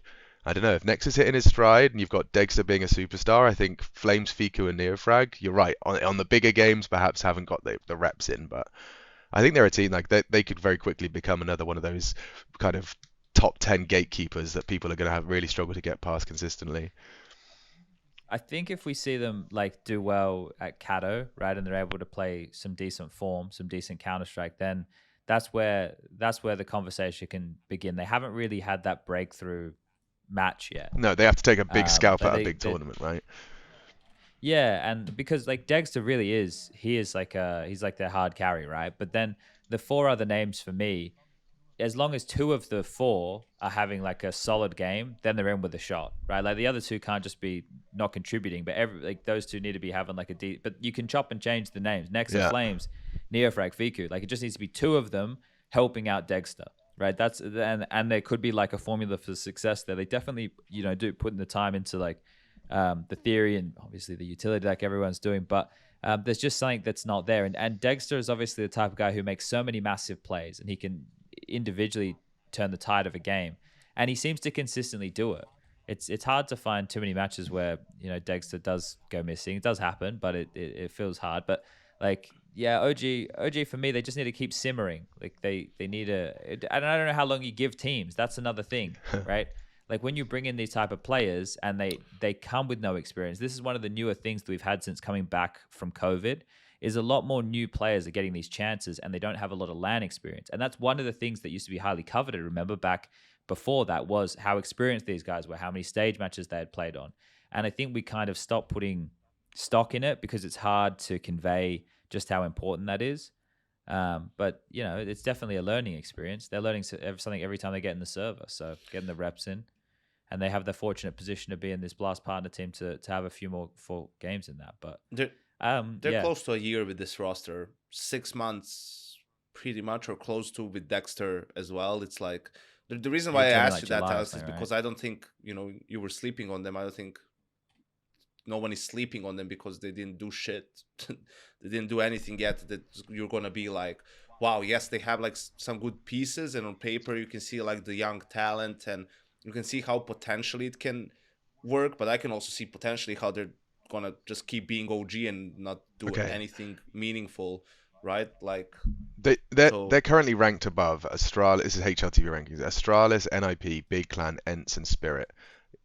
And a lot of those teams, I would say, I definitely am not sleeping on. And obviously, I'm not using this very team, but like in that sense, I feel like it's actually it could be an interesting year. I mean, look at it even this way. Like you look at a team like Mouse, which is basically all academy players, right? So inexperienced players. Yeah. The most experienced fucking guy on the roster is Frozen, and he's 20 years old or something when it comes to tier 1 Counter-Strike. Dexter is obviously older than him in age. So they made the semifinal of a major and the semis or quarterfinals of Cologne, right? In that sort of a same. They had a good year. In even a shorter time span, they made playoffs for Pro League. And they didn't really, because they're not a Blast partner team, they couldn't make it through the showdowns, and we didn't see them in Blast. But, you could see a world in which if they were in Blast instead of Big or Complexity, they would have had a chance to have better results than OG as well. So there's a team that even has less time together or whatnot, but at least has shown something. I still don't consider them as a contender, but I see them as a team. I've seen what they're capable of, right? So now I'm like, I'm keeping an eye on them. I can see like that if they keep improving, they can get to that status. If an OG didn't do anything to make me believe yet, right? That's not saying that they haven't figured it out now, and that with a little bit more practice, we'll see them around, maybe Pro League or even the major in the RMRs and the major itself, right? Causing some waves. But until they do something like to give me that sign, I'm just like, yeah, it's OG. They're going to beat someone and they'll lose to someone else. And they're not going to be there on, the last weekend of the tournament. They're not going to be a topic of conversation. That's where they need to change that dialogue, right? Like and we'd still need that type of game from them. So, but I think looking what Alex kind of you've highlighted here for me is the fact that this broader spectrum of teams that you're talking about, where Spirit is and ENCE is in this similar boat, and right, you've got NIP, all these obviously we have to wait and see what happens with Hampers, but hoping they're back in full force. You have like a lot of these teams hovering around here, and then you even like look deeper into the top 10, and nothing feels certain. Right, nothing feels like this. Feels like one of the most uncertain. Uncertain. Yeah, that's a word. I don't know why I fucking doubted that one. But this feels like a really uncertain time that we're going into of who's going to win. The uncertainty era. This feels, it feels like the major though, right? Like in the sense that there was FaZe and NaVi were the front runners, but then you had a whole bunch of other teams that could potentially get it done, and then ended up outsiders winning it, right? And now you have an event where you have so many teams in the last, 6 to 8 months who have won trophies. You have like a smorgasbord of teams to select. You've got rosters that, this is why Blast is good to look at mainly the partner teams, but to see who's in form. Like Nico's in form right now. He's just fucking boshing. Zywu is owning, right? Like you can go through some of these names and go, oh shit, like they're fucking here. And knowing that Katowice starts in a week's time, well, you should assume that form gets carried across. Twister's playing well. Brokey's playing well. Spinks is here. Simple. But then you remind yourself of the smaller sample size. And then that feeds back into the question of, okay, well, who the fuck stands where? We haven't seen Fury. We haven't seen Cloud9. So there's so much to take from these games. And there's also so little to take from these games of how it's all going to cross over and play when everybody plays everybody. So this new little kind of environment we found ourselves in over the last few years. And back in the day, you would have had one event that would have had some of the teams, right, that are at Blast, and maybe some that weren't. But you still wouldn't have had all the teams that were going to be at Katowice. So you still would have had separate events where matchups were mixed and matched, and a little bit of this, a little bit of that, and you don't truly know until they go head to head. And I don't know. I have no idea how this year of Counter-Strike is going to go. It seems just so wild. Anything's possible. One of the ones I think we have to address, when we're talking about all of the teams that could. Can we talk about one of the teams that for last year were on that list of actually don't sleep on, or what keep your eyes on? Movistar Riders have won one game since Sunpire's left, or something really depressing. What? Oh, that was on Reddit the other day. Really? Yeah. And they're still top 30. They're at 28 right now. According to HLTV. Yeah, well, that's a good question in itself. But ENCE have been added to that conversation. I think for me and Chad, we were both kind of starting to be really quite, not necessarily convinced, but ENCE seems like, a project that, again, is going to be one that we can't necessarily set expectations of, but Movistar Riders, for a moment, it was great. And then Sunpire's left, and it's... I think it killed their confidence. I think their star AWPer, Alex, leaving killed their confidence, man. You think about what they rode as a team, the first Spanish team to do this, and and they were playing some good Counter-Strike. It looked inspired. They had with it what looked like a strong culture. But I feel like old mate leaving was just not only detrimental because he's a good player, but detrimental because I think it just killed the mood. Yeah, I think they just got emo as fuck. Devastated the team. Yeah, man. Because Martinez, it's not that Martinez is bad, but the team achieved so much, and now they've made more changes, right? Didn't they get rid of They got rid of deaths as well. Oh yeah. So it's not that, right? So they've made a couple more changes than just some pious. So I think mentally they just got cooked, mate. They got their brains just fucking fried. They were 5th in the world in September 22, and now oh my goodness. the timing of it was awful. Like they just achieved finally like a great success with a full Spanish lineup, and we know from interviews that Sam Pius isn't just like, he also talks a lot, right? Like he's almost like a secondary caller, especially in the mid round. He takes like initiative, you know, and I think that's the problem with Martinez. He has like mechanics, but I you know, the sense from the outside is he probably doesn't contribute as much in that department. And also some of the other players, you know, Mopos fell off a cliff, right? His individual performances. So I think like you could tell that in some of the players, they just ran out of steam. And they're just like, oh, we finally made it. Like it's all happening. And then it's like, oh shit, now we have to start from scratch again. Like why now, you know? And just mentally, right? And these are guys who, you know, they didn't show up last year. Like they've been playing, you know, for a long time, right? Especially Alex and it's been a long grind for them. So, you know, to finally get there, get where you've been trying to get all these years, and then to sort of, you know, unfairly in your eyes, the rug almost pulled like from beneath you. That has to suck. And I, you know, it seems like from what Alex said, I didn't know that bit, but that they still haven't really recovered from it, you know. Yeah, so that's unfortunate for them. I don't know. And this is the thing, the way back, it's hard, man. Like to grind through in the first place to win like an ESL Challenger event, like that's, and to try and get yourself a spot in a bigger event, that's not easy to do. And then to do a couple of them and then get a Pro League season, and you know, it's going to take a while to get back into it. So yeah, and like being out of the major circuits and stuff, that's going to be rough.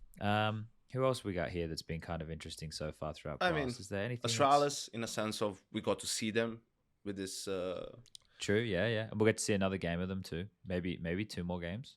Yeah, and you know, the worrying sign is like, let's say you look at the players for the tournament, and 2 of the bottom 4 are the last one is Buzz, right, with an 0.66 rating, and then the next after him is Halzerk at 0.75, which is also, you know, the star upper of complexity, is the second worst player of the tournament. But Zipex is also 4th from the bottom.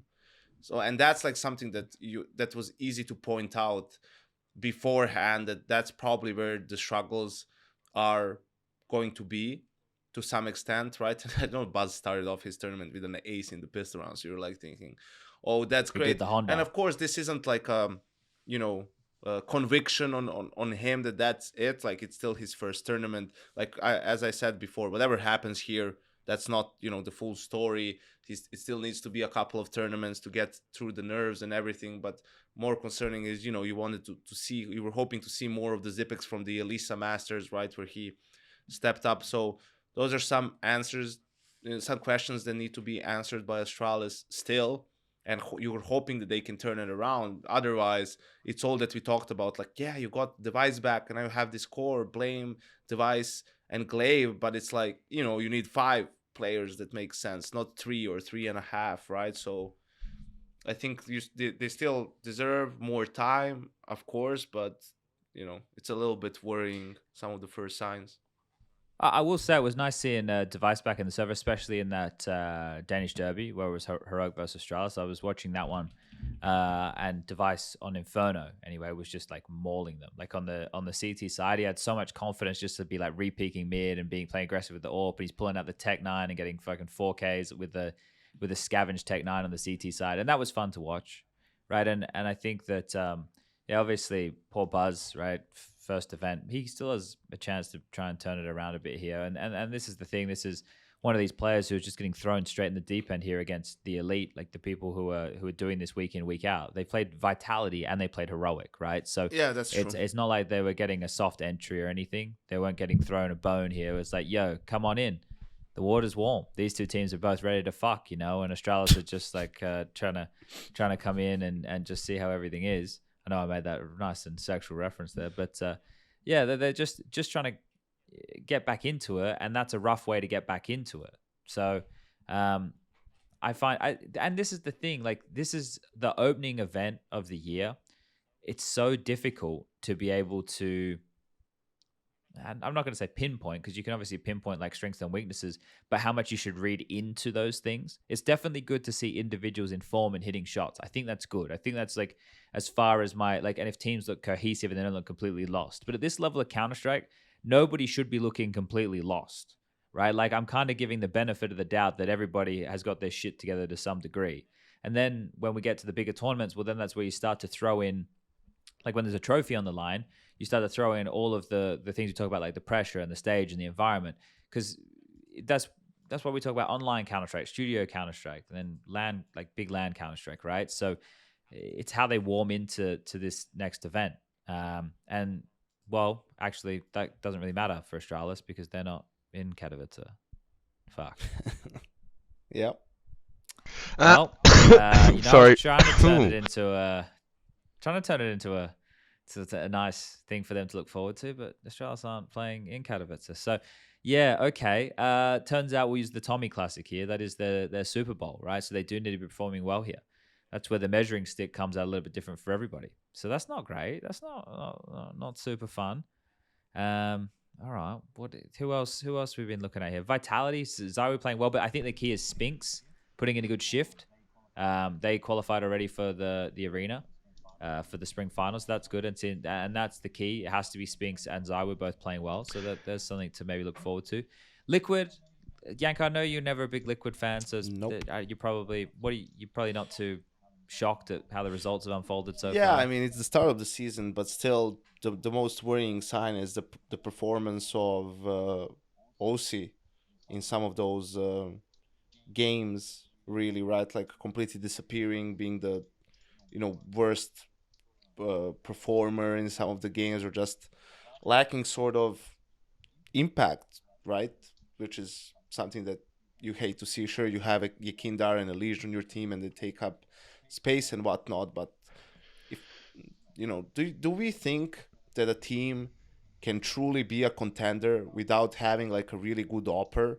I guess like the only one team that you could point out would be Heroic, but also fair play to cadian. He's finding, I feel like, more been playing impact, really and he's well, playing better individually, right? Like in the last couple of months, let's say, than he has before, right? So it's not like that he is getting carried by his team and he's just contributing in the leadership department. Like look at the offers on some of these teams. If you go by the world rankings around Liquid, so you have cadian on Heroic, Monesi on G2, Brocky on FaZe, Jame on Outsiders, well then Save/Art on Fury. I guess that's the one that stands out, and Torshi on Mouse. But then you have like Simple, Zaivu, Shiro, right? Like Dexter, Wonderful, like some Pius, Searson. These are all guys who you would put above OC. Yeah. I think, But I think also as well, like he did an interview recently where he spoke about how with Yakinda's addition, he's starting, they're having conversations that are much bigger scale about like the details of the game. And I can imagine that level up as well is like detracted, combined with the fact that the players he's playing against are like just such a bit different caliber. Like 2021 he had some insane stats, but I'm looking at the games and it's like 90% domestic affairs against Party Astronauts and Triumph, or Pain Gaming. And I think he's just been thrown into this new level where the expectations of him are higher and there's a lot of moving parts, and he's not looking at these crosshair or not thinking. We talk about the power and not thinking, and how like the more you're just letting your mind body connection translate into gameplay, the better you are. But that requires so much of this like subconscious perception of like with game state, and I think that he's probably getting like lost a lot now with all these extra moving pieces and parts. Well, we boil it down to, right, we like when we talk about coming from a region that doesn't have it as hard as Europe, which is everywhere else other than Europe, everybody. Funny that. But we normally just say, well, yeah, like people flash here, right? Like that's what we boil it down that's to, good. like, No, that's good. That's good. Silly, yeah. Right. But like really, it is that level of detail that people are much better at, like baiting an AWP shot or negating an AWP with well placed utility. And this is the thing we talk about. It's a game of minimizing mistakes. Well, a lot of mistakes get made in regions where people's aim aren't fucking laser beams, because all of this is like a layering, right? Like if people's aim is really good in this position and you need to deal with it with utility, right? You need to block it or avoid it or do whatever. Well, then you're changing the angles. You're changing that next fight for everybody, right? So, if you're able to get away with all these fights that you're standing in the open like a plum, right? And you're going to get flashed by good players. There's more, the layers of detail here are going to make things more difficult. And then I don't think that the team is necessarily set up for OC to succeed, right? Because you think about now if they're following the Yakinda mantra, well, he wasn't the AWPer of Outsiders VP, right? Jane was the AWPer. So Yakinda has his perspective and what he learned from Jane, but he probably doesn't know why Jane necessarily was always doing the things he was doing. I'm sure they spoke about it, but James seems like a very particular type of guy in the way he approaches his AWP, and it was a huge instrument in Outsiders and still is to this day. And Yakinda was also a huge part of that with his entry fragging of the rifling, but is he going to be able to communicate effectively if they want to do a similar system or a hybrid system, or what makes James such an effective AWPer? Like the thought process behind all of that. So there's also like conversations to be had about the makeup of the team and maybe how they're being utilized. So I don't know. It is hard because I think OC was seen as someone from North America that had a lot of promise. And I don't know. Does he still have that promise, or do we think he's fucking GG'd? I don't like closing the book, closing the door. I don't know, man. I'm not as hard line on these players. I mean, I think I would definitely entertain like the discussion about could there be a ceiling if you don't have an AWPer who can strike that perfect balance of initiative and being a supportive, most expensive in the gun, don't fuck it up kind of vibe. I think that's like something that it's within his grasp. When he's on, like hasn't he also had some mad playoff games like that? This is just unfortunate, like nothing to reference. I didn't do my research, but I can recall like there have been high pressure games where OC just has a good one. But of course it's that tough conclusion as well where you sit there and go, well, it's more, I don't really care if you can get the flicky 1v2 if you're not going to be getting me the two must-haves. Like I'd rather you were getting the must-haves. Yeah. I think it's more like a little too late sort of a thing in some of those games, right? It's like a poor T side, then they're in the hole, and then on the CT side they're sort of like coming back, and he has like some good rounds there, a couple of consecutive rounds with multi-kills, but it's coming back from 14-8 or 14-7 to like 14-12, and then the other team wins 2 rounds and then they lose, Yeah. Sidebar, have you played the new Wingman maps at all, Chad? You should definitely give and Rushley give it 10 minutes. I want to hear your thoughts on them. I haven't played it. Super fruity, absolutely. Like, some of the fruit. There are fights I've never taken in CS before until I played these maps, like the Z-axis. Like it's Which one called Boyard, which is just mad. Like I'd love to see your Counter-Strike brain think about the nades and that. Like, and there's so much pacing. Like if you're not throwing utility, you can have contact within the first like 3 seconds. It's really weird, but interesting. I mean, I played a couple yesterday, and I was thinking about it today. Like I was trying to think about how, because our CT setups sucked and I was getting embarrassed, so I was trying to work out how 2 people hold this really weird map. But it's a bit of fun. The last good one I had was that fucking I met the designer. Begins with a C. I'm going to embarrass myself. The one with like the statue in the middle. Oh no, I have played this map. Really weird. Okay, I'm just taking a look now. Yeah, like the initial fights are really quite and then there's that drop down as well. Like you kind of have to acknowledge it. You can CT boost it, and it's like really there's loads of weird options. It feels like it's feeling more like a dressed up aim map, yes, where you can use some utility, right? Like with how fast some of the fights can come. I think that's the fun nature of something like Wingman. You can play it fast, you can play it slow. Let's get both variations. I bet YNk's a big fan. There was a reason I pointed that question at you. I was like, yeah. Oh yeah. I bet YNko doesn't even know where to find the fucking Wingman tab, mate. There's so many people who don't know any of the other game modes in Counter. I feel YNko, he's never experimented. Do you think he's done an arms race? Has he done an arms race? Surely you've done an arms race. Probably at the very beginning. Yeah, one of them, and then he was when it was like one of the initial modes, but no, Danger Zone no, because I don't like battle royale in general. I never played like PUBG and Fortnite or nothing like that. It's not really my cup of tea. Oh, that was. But funny that you mentioned Rush, because unbeknownst to the listeners, he just left like 3 minutes ago. He said he had to go do some work which just leaves us, the former desk. The good old days. Oh, that's true. That is very true. Yeah, once upon a time, a lifetime ago. It is actually a pretty decent period of time ago. YNko, when did you get coaching? Was it 2018? I got into coaching like August of 2018, and yeah, so I quit in like October in 2020. So this is a funny bit about that. It's like, so I'm like quitting and, I'm coming back to do some work. And I only did one event. I should have done two at the end of 2020, but I got COVID. Like the pre-flight test I did that I needed to bring came back positive. And I was feeling like fine. So I missed that event. I come back for the global challenge at the end of the year. We're in Cologne. We're going to do it. Obviously it's played online, but we're all supposed to be there, do the desk together in person. We do the tests upon arrival, all negative except Tristan Sarant gets a positive test, and we've been like in close contact with him. Super spreader Sarant, as we call him. We've been in close contact with him. And none of us had it. Like we all retested and we were negative again, which, we thought, I thought at least, it was just a false positive, which they didn't really, the Germans especially were really strict on that stuff. So it didn't matter. Even if he had like 3 negative tests after that, it wouldn't change anything. So even that we did from our rooms, like, remotely being at the location. So we didn't get to do it in person. And then the start of 2021, things are looking up, tournaments, and then I see the announcement, Machine and SPUNJ, they're becoming a casting duo. They're not going to do desk stuff anymore. And I'm like, all right, so this is going to be a bit of a different, this isn't going to be the trip down memory lane that I was sort of expecting.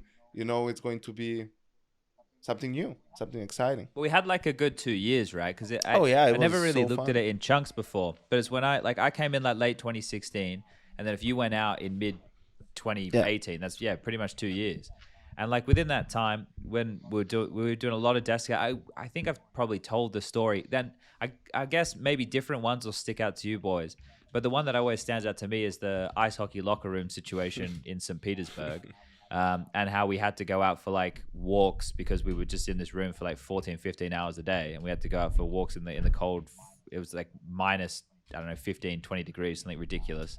That was that an epicenter event? Yes, it was. Yep.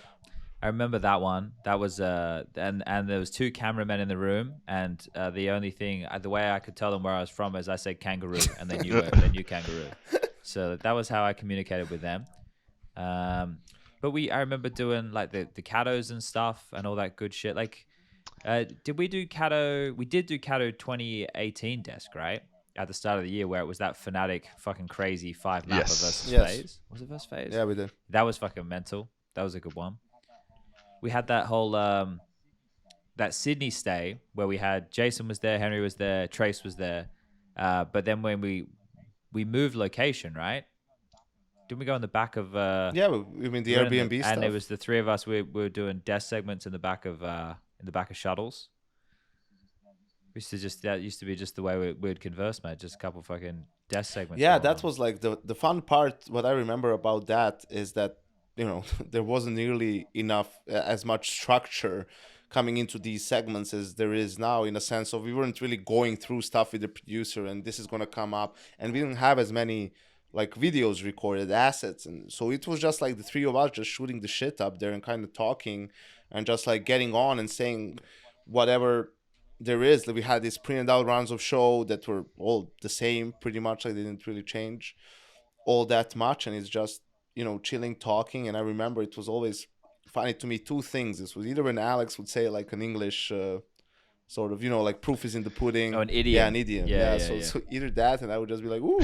Yeah, that's the sound. That's the only time you'd make that sound. It's like I said something you hadn't heard before, and you're like, oh, I like that. Proof is in the pudding. And I'm like, hold on. What do you mean? And we were like some fucking semi-final in the arena, and I'm like, Alex, explain the English language to me, please. So what has the pudding got to do with the proof? Like, help me out here. Yeah. Like, and also, when Alex would just be like, me and Chad would like break something down and talk, he would be just, oh, wait, so explain this, like, what do you mean by that? Explain to a noob like me. And then it was so funny when Alex would get mad backstage because it's like he would get some moron to comment like, oh, this guy doesn't know anything about the game. Like, he's asking like the basic question. Like, that's like in his job description, right? Like, and it was legit, like, because me and Chad would get carried away maybe sometimes, with these terms, or like maybe going a little bit too in depth or not explaining it well enough to the average viewer. So that's when Alex would do this thing, and it made us look better and made him maybe look a little bit bad, but that's the main point, right? It's to set us up, yeah. and it's so that we can demonstrate I the think knowledge that to help explain to and the people Score at home. Esports like call outs that he had to do that whole The Score Esports application available on smartphone device, iOS and Google Play Store. Check it out for news article starts and more. There it is. It's But it is imprinted in there. Like that's gonna go. Yeah, on I actually still have tombstone, my Sellout of the Year award, 2016, December 2016, awarded to Alex Machine Richardson in honor of his excellent call-outs during events. Thank you very much. The Score Esports for that one. Have you ever considered getting? You it as know, a it's tattoo? something that never crossed my mind and will continue to never cross my mind. But Okay, so not getting no, adventurous. but with I it, fair do. enough. The sentiment of like asking questions. It's so like it's not a hard like one to work out as well when you think about the job and like you think, when I ask questions where I already put the answer in the question, it's not as good of a question. You know, like if I preface every question with, "No, obviously I know the answer, but for everyone else, could you tell me?" Like it's much more, especially because half the time it wasn't authentic. Like you know, I was learning things on the fly, which was one of the many reasons it worked as well as it did. Like when you had to, try and learn Russian on the fly because the producer didn't speak English. Yeah, yeah. Or we start making like sounds like no, end, take break, yes, break. And just hoping, and you just stop talking and freeze at the camera so you can go to a break. You know, like they'll take the hint if I just stop talking. Anyway, that's it from us here, and we're all just kind of staring, like, please, please, please, please. Click the button. Yeah, you just have to really make it clear. But that creates. It always created some of like the more fun moments when stuff kind of went a little bit wrong, or there was something like unexpected. I remember Trace and I on like a DreamHack winter desk. There was a cleaner who was in the production area, and he was cleaning up the back area, and he kind of walks into shot of the fucking jib. Like we're standing there, full setup. I think there's like a photo of it. No, there's a whole clip of it. This guy walks in, and like we're telling him to stop, and they're like, actually, you know what? Fuck it, like bring him in, and we're talking and asking like who he thinks gonna win and shit. Because this guy just like is doing his job and is just so oblivious to the world around him that there's this like live camera shot going on right there.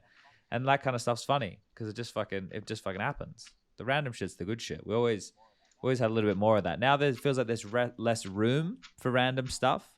But maybe it comes back. Maybe we bring random back, just like Justin Timberlake and bringing sexy back, gentlemen. Come on, it's not bad. Yeah, I was trying to it's think not about bad, his it's not bloody rep. I was trying to do like a clever reference to a band he was in, but then I was like, was it NSYNC or was it Boyzone? And I was like, actually, I'm panicking, and I just didn't make the joke. So I silently let you stew in that. I apologize. Yeah. Yeah. Yeah. No, that's all right. That's all right. It doesn't No, feel very nice. but you know, I'd it's rather be, leaving you high and dry now as opposed to when we start doing our job again, which I'm actually really excited for. Like, no bait. Like, it's watching Blast, and like the point you made about everything being so open. I'm just in a place now where I'm just excited to kind of strap back in, see it all unfold. Yeah, and I think it's gonna be interesting to see like who's coming out on top. And I think the key here is what could be available to us. Because there's two ways this goes, and I'm hoping it goes the latter. So I'm already prefacing this and making it seem less good than it should. But like we could have like really close matches. It could, everything could be 3 mappers, 16-14s with exciting games and clutches. Or we could have games where, because teams come into the year with a bunch of like pocket strats and they just snowball games, and we end up with a couple of 16-6s, and then maybe a bit more of an interesting third map. But I'm hoping we do get the former. Just like every game's a fucking banger and everybody's locking horns, because I feel like the level of Counter-Strike, or at least the understanding of the level of Counter-Strike, should be very high. Like, it doesn't feel like there's too many teams who are starting from zero. It feels like there's a lot of teams with good parts that could click. Like, I know that there's a couple of weaknesses that you see here, Janko, that you don't love talking about here. But like, if we go through teams who could be in striking distance, like a Heroic, I know they faltered a little bit, but they lost to Vitality yesterday, who look good. G2, FaZe, if they get Rain back, right? They after the Intel Grand Slam. What do we do with outsiders? How do they fit into the conversation? I don't. There you go. I don't know. I mean, like I obviously still rate them highly, right? And you're thinking the change they did, Chiron from Norbert, it's an upgrade, right? So they could definitely do damage. I'm sure World Finals was a little bit of a wake-up call for them too, but you still want to see them. You want to see them more against FaZe, against G2, NaVi, Heroic, right? Like all these teams again. So, but here's the thing, right? All these teams are sort of a little bit in flux, right? Like no one's on their A game. A lot of them had made small changes or are forced to, like the rain thing a little bit, and so on. But still someone's gonna win. It may not be as pretty as some of the other tournaments, but I think that's gonna definitely make for some exciting Counter-Strike. So there's going to be like good moments, exciting games, close games. We might see more mistakes from some teams than we're used to, right? And more weird stuff happening, but that's fine. That makes for entertaining Counter-Strike. Yeah, I think I think everybody's always wanting to see like a dominant team, or at least that's kind of what the Astralis era left us with. That people wanting to see one team that's just dominant, and I think people might have to adjust to the fact that that's probably not going to be the case for a little while. And I could be completely wrong. This could be clipped at like the end of the 2023 video, and one team's just fucking won every single event, and it's a dominant year. But it feels like it. Every event there might be but that's winner, or maybe it'll be a couple. That's the problem. It's like when one team is extremely dominant, it's usually a combination of them playing really well and having really good players and whatnot, and also the other teams probably not having it all figured out yet, right? So that's why they're really, really dominant and like beating everyone and 2-0s and whatnot. But you look at whenever the big three in tennis play each other, right? Or used to, now they're all getting kind of old, right? Now, but man. it would a lot of the times it would be 3-2s in sets at Grand Slams, and even if it's 3-1, like the sets are still very close, right? That's because both players are so extremely good. Like you're good, but the other player is difficult to play against. They're making it tough on you, so that's the reason why you have it like really close, like the Cologne Grand Final, right? The best of 5 going all the way. I'm not even sure. I don't really know that people would prefer it, that it's dominant and that one team is really dominant throughout the year, right? This makes it way more exciting, way more interesting for the fans, because there's probably 15 teams, 12 teams that have an outside chance, and as contenders, there's probably 6 teams you could name that you could see them on a good day, right? Like running the bracket and winning the whole tournament, which sucks a little bit for making predictions and like doing pre-game segments, but makes for very exciting post-game and viewing experience. Yeah, I wonder where you go from there, right? Because you're right in terms of just making like a hard call. Yeah, this team is the better team, like that.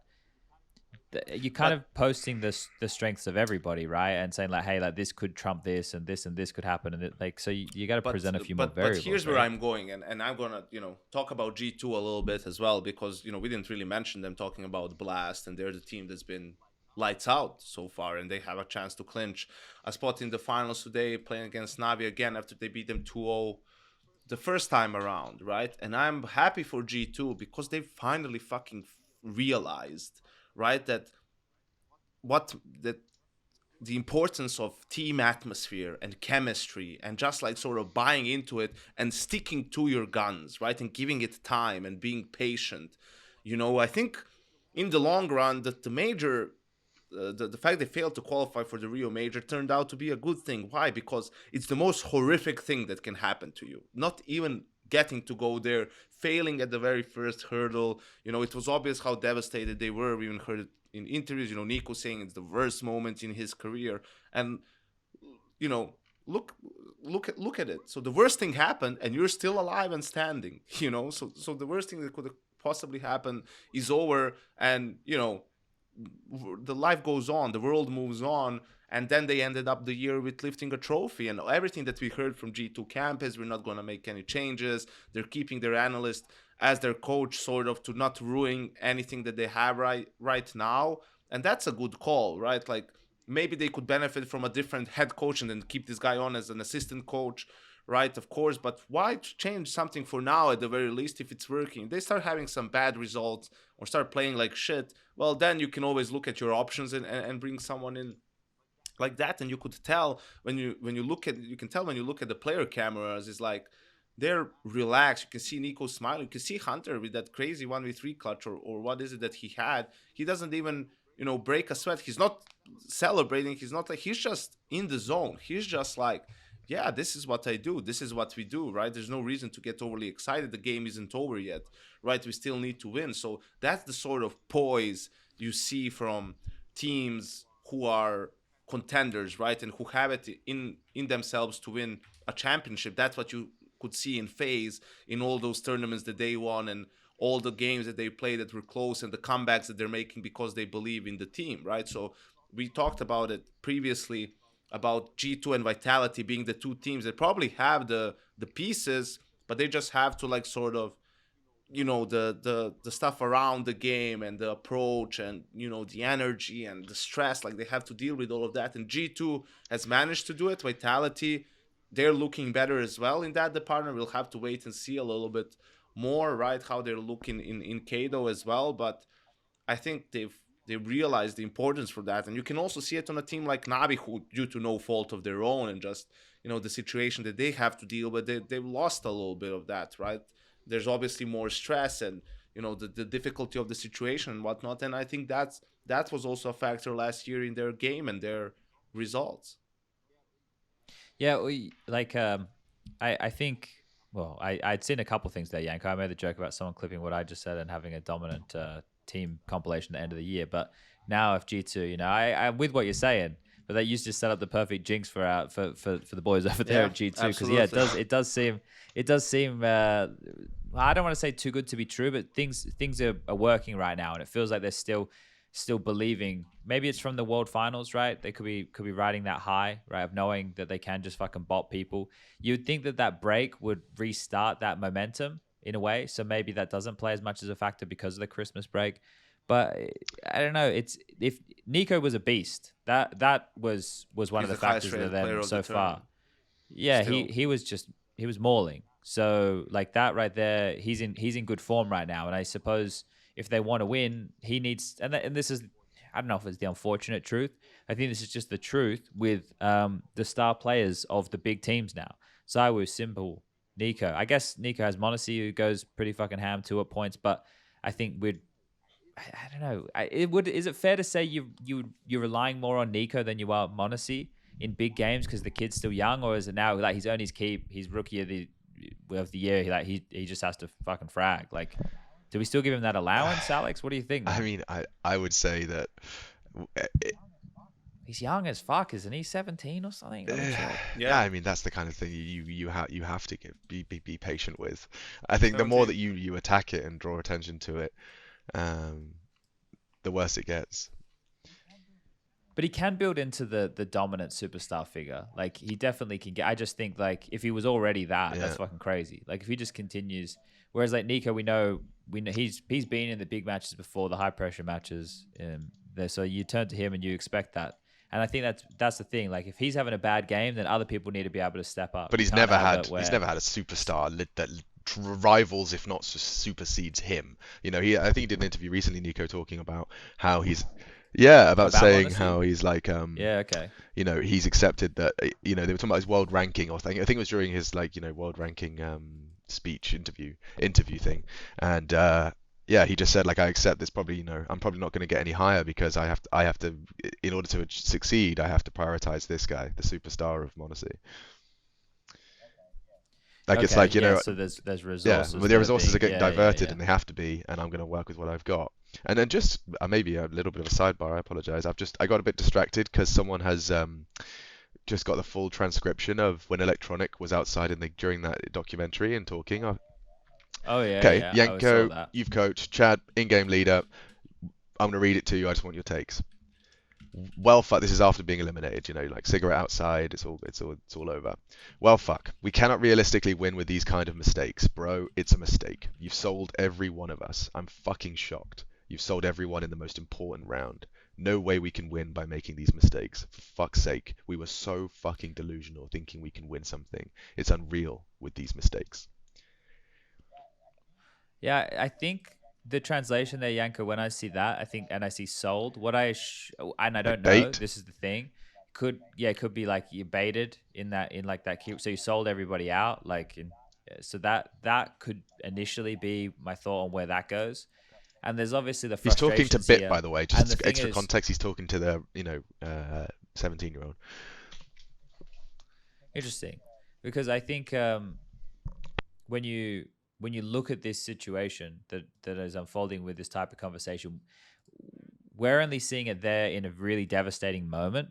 We're not seeing it there after a win that maybe doesn't mean as much. So maybe they already talk to each other like that after. Sorry, a loss that doesn't mean as much. Maybe they talk to each other like that after any loss that they have, right? And that's just the way that they are dealing with it post loss. And I'm not saying that's good, right? I'm not saying one thing or another. I'm just saying that, like, it seems to us really confronting that as they've just lost and everybody's fucking devastated and it feels like they're attacking each other, right? Like that's like, oh, fucking feels bad, man. But if that's like their normal discourse and that's how they operate as a team, and maybe it's confronting to us, but maybe that's the way that they deal with it. I don't know. Like, it's hard to judge without knowing how it is. And I'm a bit of a, game. You know me, I'm a bit of a softie, and I'm always quick to point to emotions. But I don't think that this is, I don't read this and immediately go, oh my god, he really tore him a new one. That's so unreasonable, because we know how volatile and how shit losing feels in Counter-Strike as well. And it is your responsibility to an extent. I'm sure you've both encountered this, that you do have to, albeit like curate the right way to say it, but you are going to have hard conversations with players. And sometimes, especially if there was something that no one else is going to say in the team but everyone's aware of and thinking, it's better to be like, right, this needs to be said. No one else is going to say it. If I say it, it's been said and it's over. If there was one thing everyone's thinking about, oh, there was a round that stood out to me. If you just kind of do something to kind of get it said, you are also serving your role as an IGL, and there's a translation component as well. But I do just think it's interesting when we get these extra insights, because Counter-Strike is a very it's very human dependent. Like fucking what old mate the text he got from his girlfriend is rattling through his skull when he's trying to qualify in the quarterfinals. He's not going to be put necessarily on his A game. There's so much bullshit going on, and I think when you're in the game, you are going to have to. There's going to be some hard truths as you chase the dragon of number one. Do you think it's harsh, Janko? What's your opinion of that? It's also a little bit difficult without context, right? Like, you could have also, the conversation could have been going around like, oh yeah. Right. Or, we didn't get some good calls maybe, and maybe that triggered like the reaction to say, what, the calls weren't the problem, you sold us in the most important round, which could either mean that he was like too slow to play, like he was scared or was baiting or didn't want to go in and help out the team, and it's like a high pressure situation, maybe he just choked up a little bit. Could also be that he fucked something up, like he forgot how to do something, so like sold is sort of translated into, you made a mistake, sold us out by making that mental mistake, right? It could be a number of things, and I'm not too worried about it, because Eastern Europeans have a more conflicting nature, I guess, than like it especially so close after a game to sort of vent a little bit and just talk some shit to each other. It's a bit cathartic, right? So I don't think he's like necessarily bullying Bit in that moment. I'm sure they would sit down the next day or whatever, when they properly analyze stuff and have a normal conversation, right? Like, I wouldn't buy too much into that whole thing. I think stuff like this happens as well. Like, it doesn't excuse like people having temper tantrums and stuff, but in an environment like this, I think one of the things that allows these players to be as good as they are is sometimes the imperfections as well, right? Like, and short-term memory. We know. Yeah. Where are you going with that? Not short-term memory aside, where are you going with that?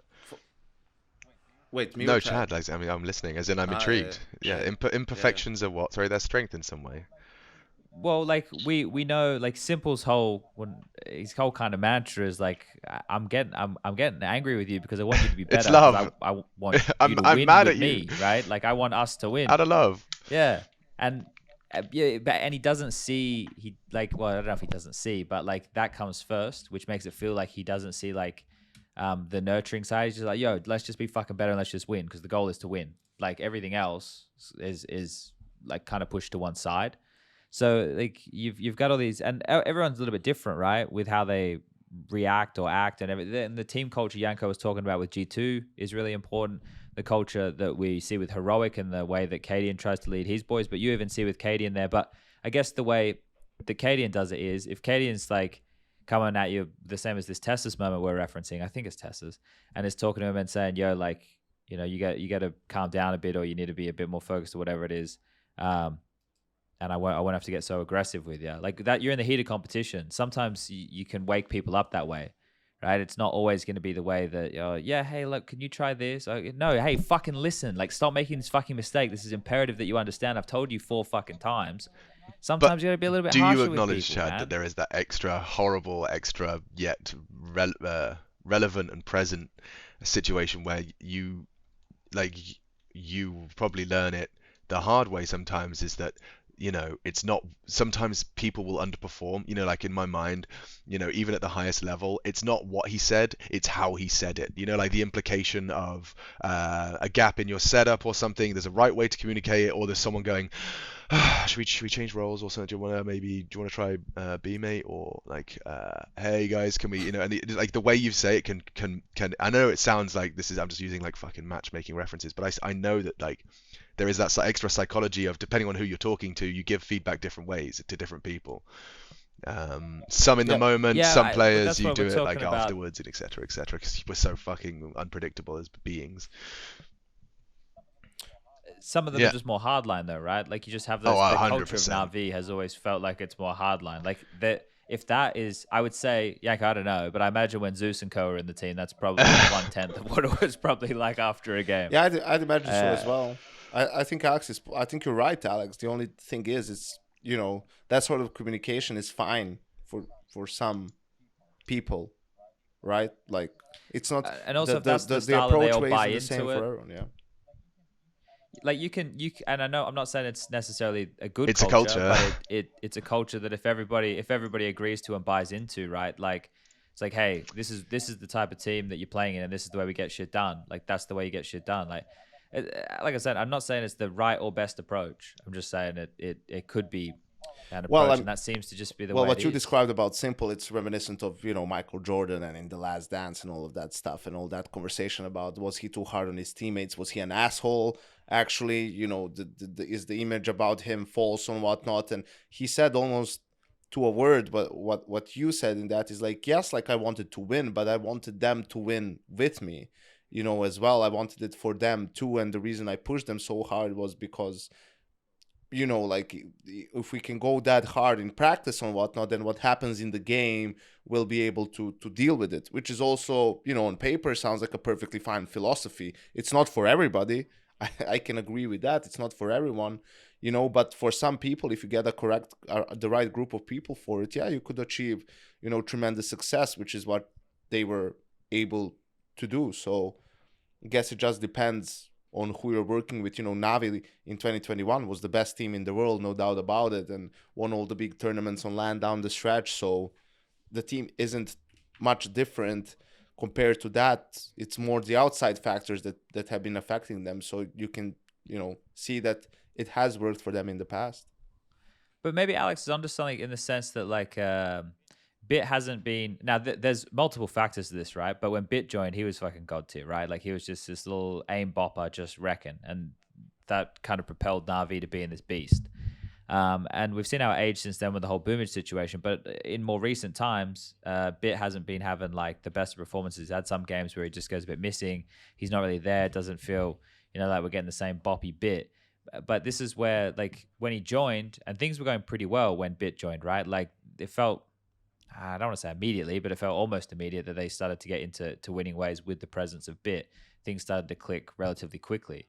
And now that things are a bit shakier and that environment that we saw there is in play, then you can start the conversation, okay, well, maybe Bit is not the type of person that functions very well with that where communication. But again, it's like, I don't know. Yeah, exactly. Like, going down rabbit holes it's all lost in nuance, and also so we won't know, no one knows apart from those involved. It was just interesting, I think, to identify that there is that component.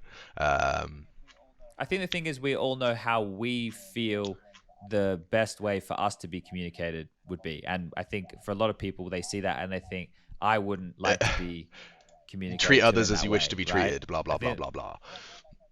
Well, no, like, I mean, like, I think if we all thought about it, we would all have a good understanding of the most effective way to communicate something difficult or something important to me, right? What is a way to make sure that information sticks? What, like the way that I like to to learn, I was always someone who would learn, but I needed to understand like why something was a certain way or what like went into something to make it that way. Like if someone told me, hey, this is this, I couldn't just like be like, why is this? I had to kind of understand how we got there. Maybe like, you know, your similar breakdown for the way that people send and receive important information. Like what we're basically pointing out here is like the way that you want to make sure that the way that you communicate this to be received and acted on in the most effective manner. Yep. And that's what I'm saying. When we see that harsh communication, maybe we like internally think, I don't want to be communicated that way. It'd be better if it was like this. If they sat me down and we went through the mistake, or you know, he just had a word to me in private after, or I don't know. You know, that's kind of where we start. That's fine, and we don't have to be walking on eggs here. Like, I mean, for me personally, that you should never have that sort of a blame game going around and that sort of a communication. If you want to talk about culture and building culture in your team, that's definitely something you don't want to have. Like, it's fine to give constructive criticism, and you know, but you're standing outside like that and you're hearing things like that. It's just not good. It doesn't lead to anywhere.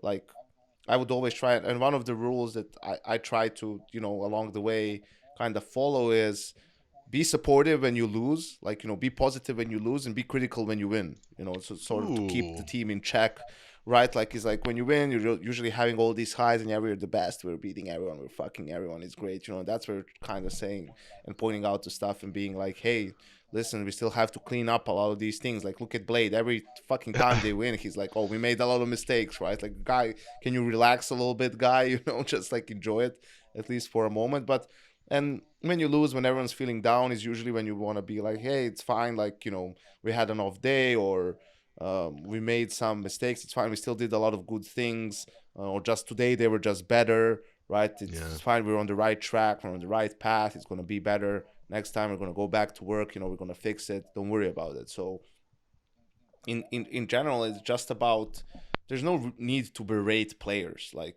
you know, no matter the types of videos I sent you, Alex, you know, with coaches in European basketball and how they fucking do things, I don't think that's the way to go either, right?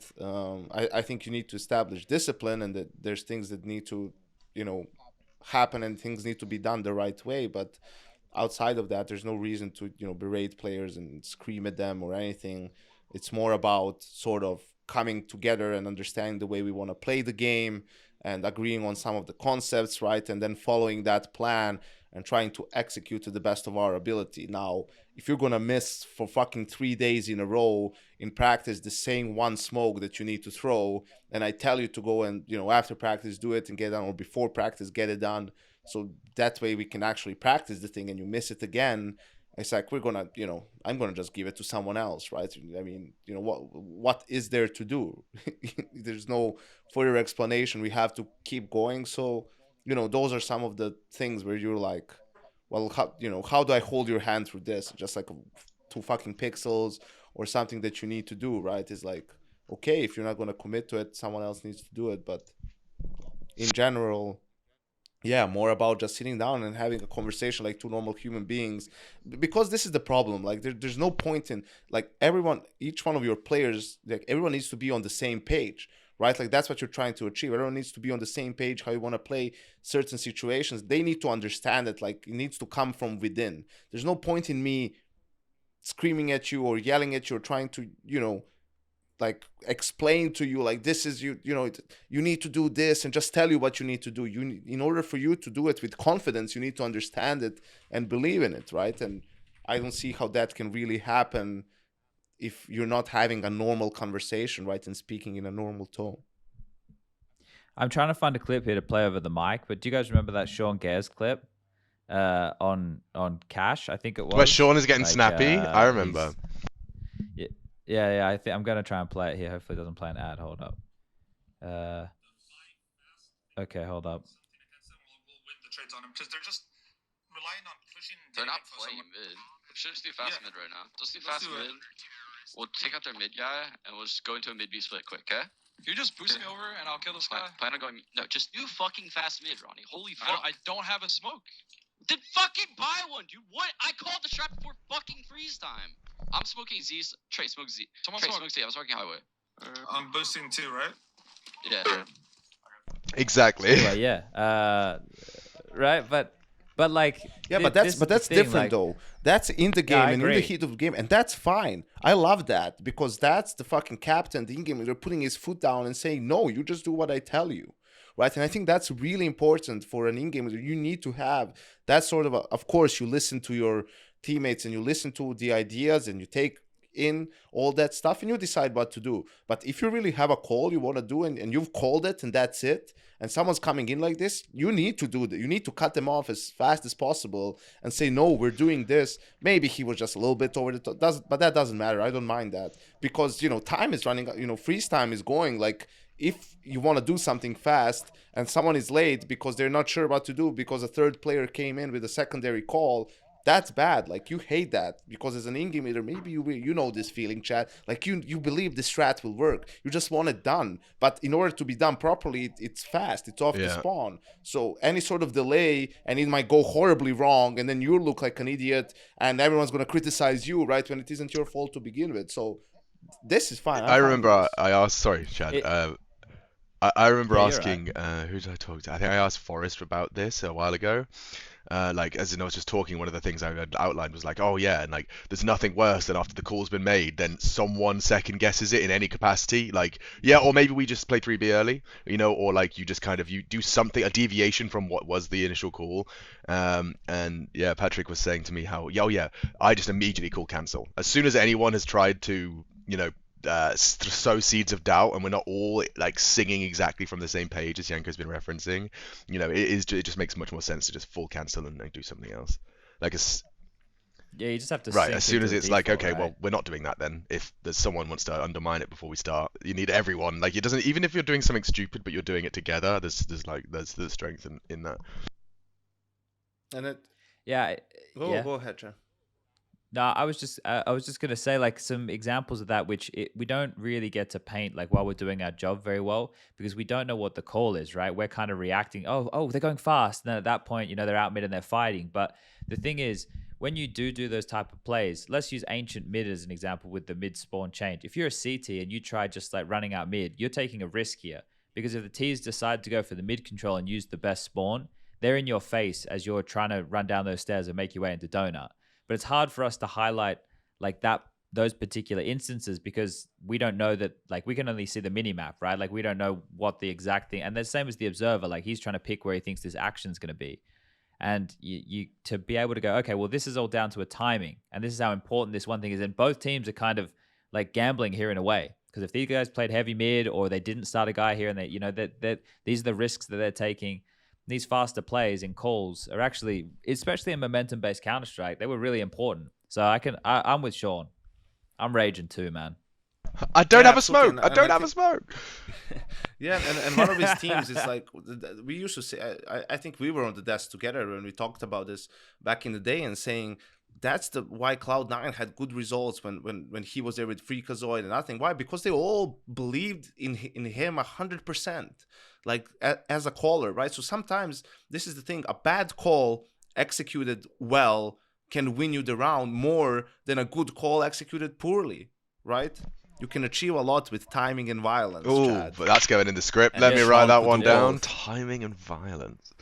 That's stolen from the Modern Warfare 2 single player campaign, Captain Price. Oh, respect. Everyone's said everything at least once, I reckon. Yeah, K Serato said every time person, given, which I thought was really cool. Like, what a nice way to summarize like the finite amount of life we get. The time given, making the most of the time given. I just think it's a nice succinct way to reference it. What else did I write on this list? You just said something about timing and violence. You could do a lot. A lot of yes. With timing and violence. That's hot. Sorry, carry on. No, there's the notepad's out. What's in my notepad recently? I think I was writing down who had won every major. That's a good one. I don't know why I was doing that. Sometimes I just sit on the train and just like test my Counter-Strike knowledge sometimes. That's hot. And then see if I'm right. Yeah, man, it's so it's on the plane really doing like rough. that thing where you like, you cover it with one hand and then you go, okay, so FaZe Clan G2, yeah, okay, yeah. So sometimes I would try, like, you would. I would try and do like the top 20 and try and make sure that I could list every player and every team at the top without referencing. Like, no, I didn't need to get them in order, but just the teams in there. Now probably it's a bit harder. I don't think I could smash it now. The thing I did for the award show was on the plane. I just sat there and like did like I don't know if you guys ever had punishment in school where you had to write lines, but I just like made myself write lines of the top 20 order so I could just say it from the top of my head without having to fucking reference anything. And I was like, there we go. I've learned something good here that I've now forgotten. So cram learning, just the way my generation was taught. Worked for that one bit. All right. Yeah, exactly. So see, that's how we're close to 2.5 hours here, Chad. Yes. You want to do another power ranking? I feel like we should do one every week. Why not? After we had this couple of games, just like mid blast. How from the last one? Okay. Seeing the teams play, how would you have it? Now. Fuck, I wish we had the list we had last time around. I thought you wrote it down, but we can always go back and I'll go back. No, but we'll have it in the podcast. So if you listen back, we can write it down, and then write this one down as well. Actually, I'm gonna start doing that right now because I've been doing the timestamps as well. Okay. So I think the two strongest teams, but it's hard to give an order. I think Vitality and G2, right? Like you want to put FaZe in that conversation, but they have a standard. You have to go from 1 to 12. I know this is very difficult for you, but you can't put them in 1 to 3 is one group. 4 to 6 is another. And it has to be snappy. I don't want you sitting there contemplating and giving your excuses to the viewers, listeners. Well, I'd have to go Vitality is number one then. I was more convinced by Vitality than which everybody game? else. Then G2. Like, was it the Astralis win, the EG win, or the Heroic win? Like, it must have been that final with that for Heroic where you were like, okay, there. Well, they didn't trip over their shoelaces against any booby traps, right? Coming in, we're going, okay, Spink's going to play well, right? And we ended up getting good Spinks in the Astralis game. So like, okay, that's a good sign. And then you move into the EG game. Okay, that's a shoe-in. That's a game that they should close. And they won over past 16-11, and then they destroyed Inferno 16-1. That's great. You can't ask anything better. They took care of business exactly how you'd want a team like that to take care of business against a team like EG. And then going up against Heroic, who we know have looked mortal in the group. Vitality made good on the promise. They went, yeah, we can see you're weak right now. The two superstars, Zywo and Spink, show up, bang, done, right? They took care of business in their group as you'd want for where they were coming into this year in my mind, right? We had them fringe last time, Janko, didn't we? Who Vitality? We had them we had them on the cusp area. Somewhere there. Yeah. So that's a really strong showing from them. I think G2 has to be number 2 here. Right. But their today game is gonna that game is actually starting. No, it's the second one. It's 6:30. Oh, it's okay. FaZe OG. It's FaZe OG the first. But that G2 NaVi game is gonna say a lot. If G2 do it again, even if it's 2-1, then they're like, I'll put them as 2 now. But if they do that, they're a definite lock at 2, and then maybe conversation to take 1, depending on how big the win is over NaVi. Right. But yeah, their win over Big, that's good, right? They picked up where they left off. Nico's been owning. Nico was fucking owning again against NaVi. That's a win condition when you're going up against someone like Simple. That was good. That was a good win. Then I think FaZe has to be 3, even with the stand-in situation, right? Just because Twist is mauling. He was having, like, they're getting it done. Yeah. They plug this. This is it. This is just classic FaZe. Plug a stand-in in, we can get it done. Tag's a serviceable player, we'll get it done. Bang. That's good. FaZe in 3. Now this is where it starts to get a little bit more difficult.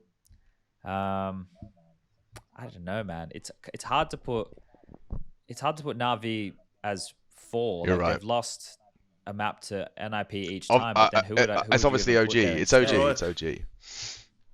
Heroic. You think Heroic? Hey, I'll have my own list for later, Chad. Yeah. I'm just telling you other teams that are in there. I'm going to go Heroic, NaVi, then OG, right? And OG just because they always do good in blast groups. So I'm just, they're still showing that good blast group form. If they win today, OG, then they're going to be further up that list, right? So right now I'm putting them in, I think that was that 6? Yeah, 6. OG was 6, yes. Okay. Then I got to do the fucking... So you got left is Nip, Big, Chad. Liquid, Complexity. Let's go Nip. Nip. EG, Astralis as well. I guess Liquid, Astralis, EG, Complexity. And Big's going to be in there somewhere too. I didn't watch them play. How did it look? Oh, I don't know. Put Big just above EG. So Big, then... So that EG and Complexity? Big, then EG, Complexity. Complexity last. Complexity last. Okay. Yeah. Fuck. There's more teams there than I thought. I got like halfway through. I was like, who's left? There's a lot of names there. All right, Alex, you want to go next? Sure. Or you want to be last? If I think I'll be way too influenced. I'll just steal your answers otherwise. So let me go. Yeah, I think G2, just looking as exciting as they are, you've convinced me on Vitality, so I think I'd unfortunately steal those two. G2 first, Vitality second. FaZe third. Am I just copying? NaVi. Well, I felt like we Yeah, collaborated. precisely. On Like, I that really list, don't think I Alex, need so to. I need to be. Give us your hard stance here, Janko, mate.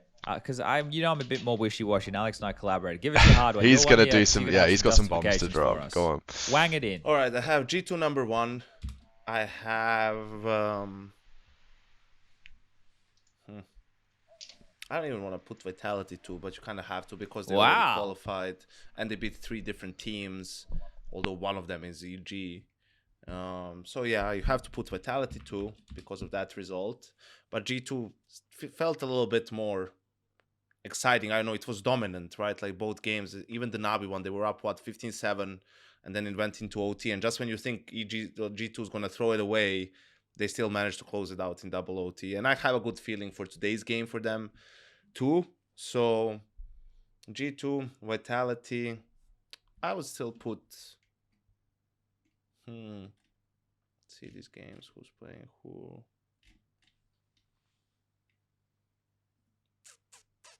Well, Heroic is playing the winner today, of Big Liquid, so I would go. I have to go. I'll put Heroic third because FaZe is playing with a stand-in, so it's kind of like in the terms of the power rankings, it's like, well, yeah, but also, I'll put them as fourth because of that. Then I have NaVi as fifth. What did Liquid do? Liquid lost to OG 2 times, dude. That's like... So I have then 1, 2, 3, 4, 5. Mate, the making of our list today, this is like the people at home, for them, it's like we're watching paint dry because Janko's fucking typing in between. No, I'm like, I got to be chipping in with I've been scrolling here. We had a lot of dead air going on. We'll get there. We'll get there fast now. So OG, then I would put Liquid behind, Liquid below OG. Then I would put, I don't really want to put NIP there, but I have to put NIP. So NIP, it's all coming together now. Astralis, EG, big, complexity. So you wanted the power rankings, Janko, but you caught everybody off guard, mate. Yeah, no one was ready. I mean, I said it last week as well, Chad. So the fact that you forgot is your own fault. It's basically it's your fault, Chad. It's all your fault. So for me, it's G2, Vitality, Heroic, FaZe, NaVi, OG, Liquid, NIP, Astralis, EG, big, complexity. Why do you put NIP so low? Because the hamper situation? I forgot about the hamper situation. That as well, yes. And also, I mean, what? But they took a map off of NaVi twice. That's they still good. lost, and they only beat Big, who I rank beneath them. And in the next game, they have to play Astralis. So that's going to be a fun game. Like those two teams are one next. They're next to each other. Also, device against NIP. That's hype. True. So we'll have to kind of check it out. But yeah, that's it for me. So I'll have both of them copied. I'll listen to the ones from the previous one, and then we can sort of, as we go through it. It sucks a little bit that there's 12 teams at Blast. There's going to be more in Cato, so I guess we will do a separate one for the play-ins and one for the whole thing. Who knows? Or maybe just for the main event. Not the main event. The group stages. Sorry, Carmack. There's a bunch of names in the play-in event, right? That like bogey teams that people could slip up on. But obviously the key ones that we're looking out for are like Spirit. Cloud9's in there as well, Ence's in there, so those are some of the more key names. There were Fnatic, Furia. So there's some good names in the mix for the play-in, but yeah, we gotta see some of them on debut. All right, boys, should we close it down? Let's do it. Yeah, I'm happy. You happy? Yeah. Alex, you're always happy. Always happy. I've never not That's been. what I appreciate about you. All right, boys. Peace. Peace. See ya.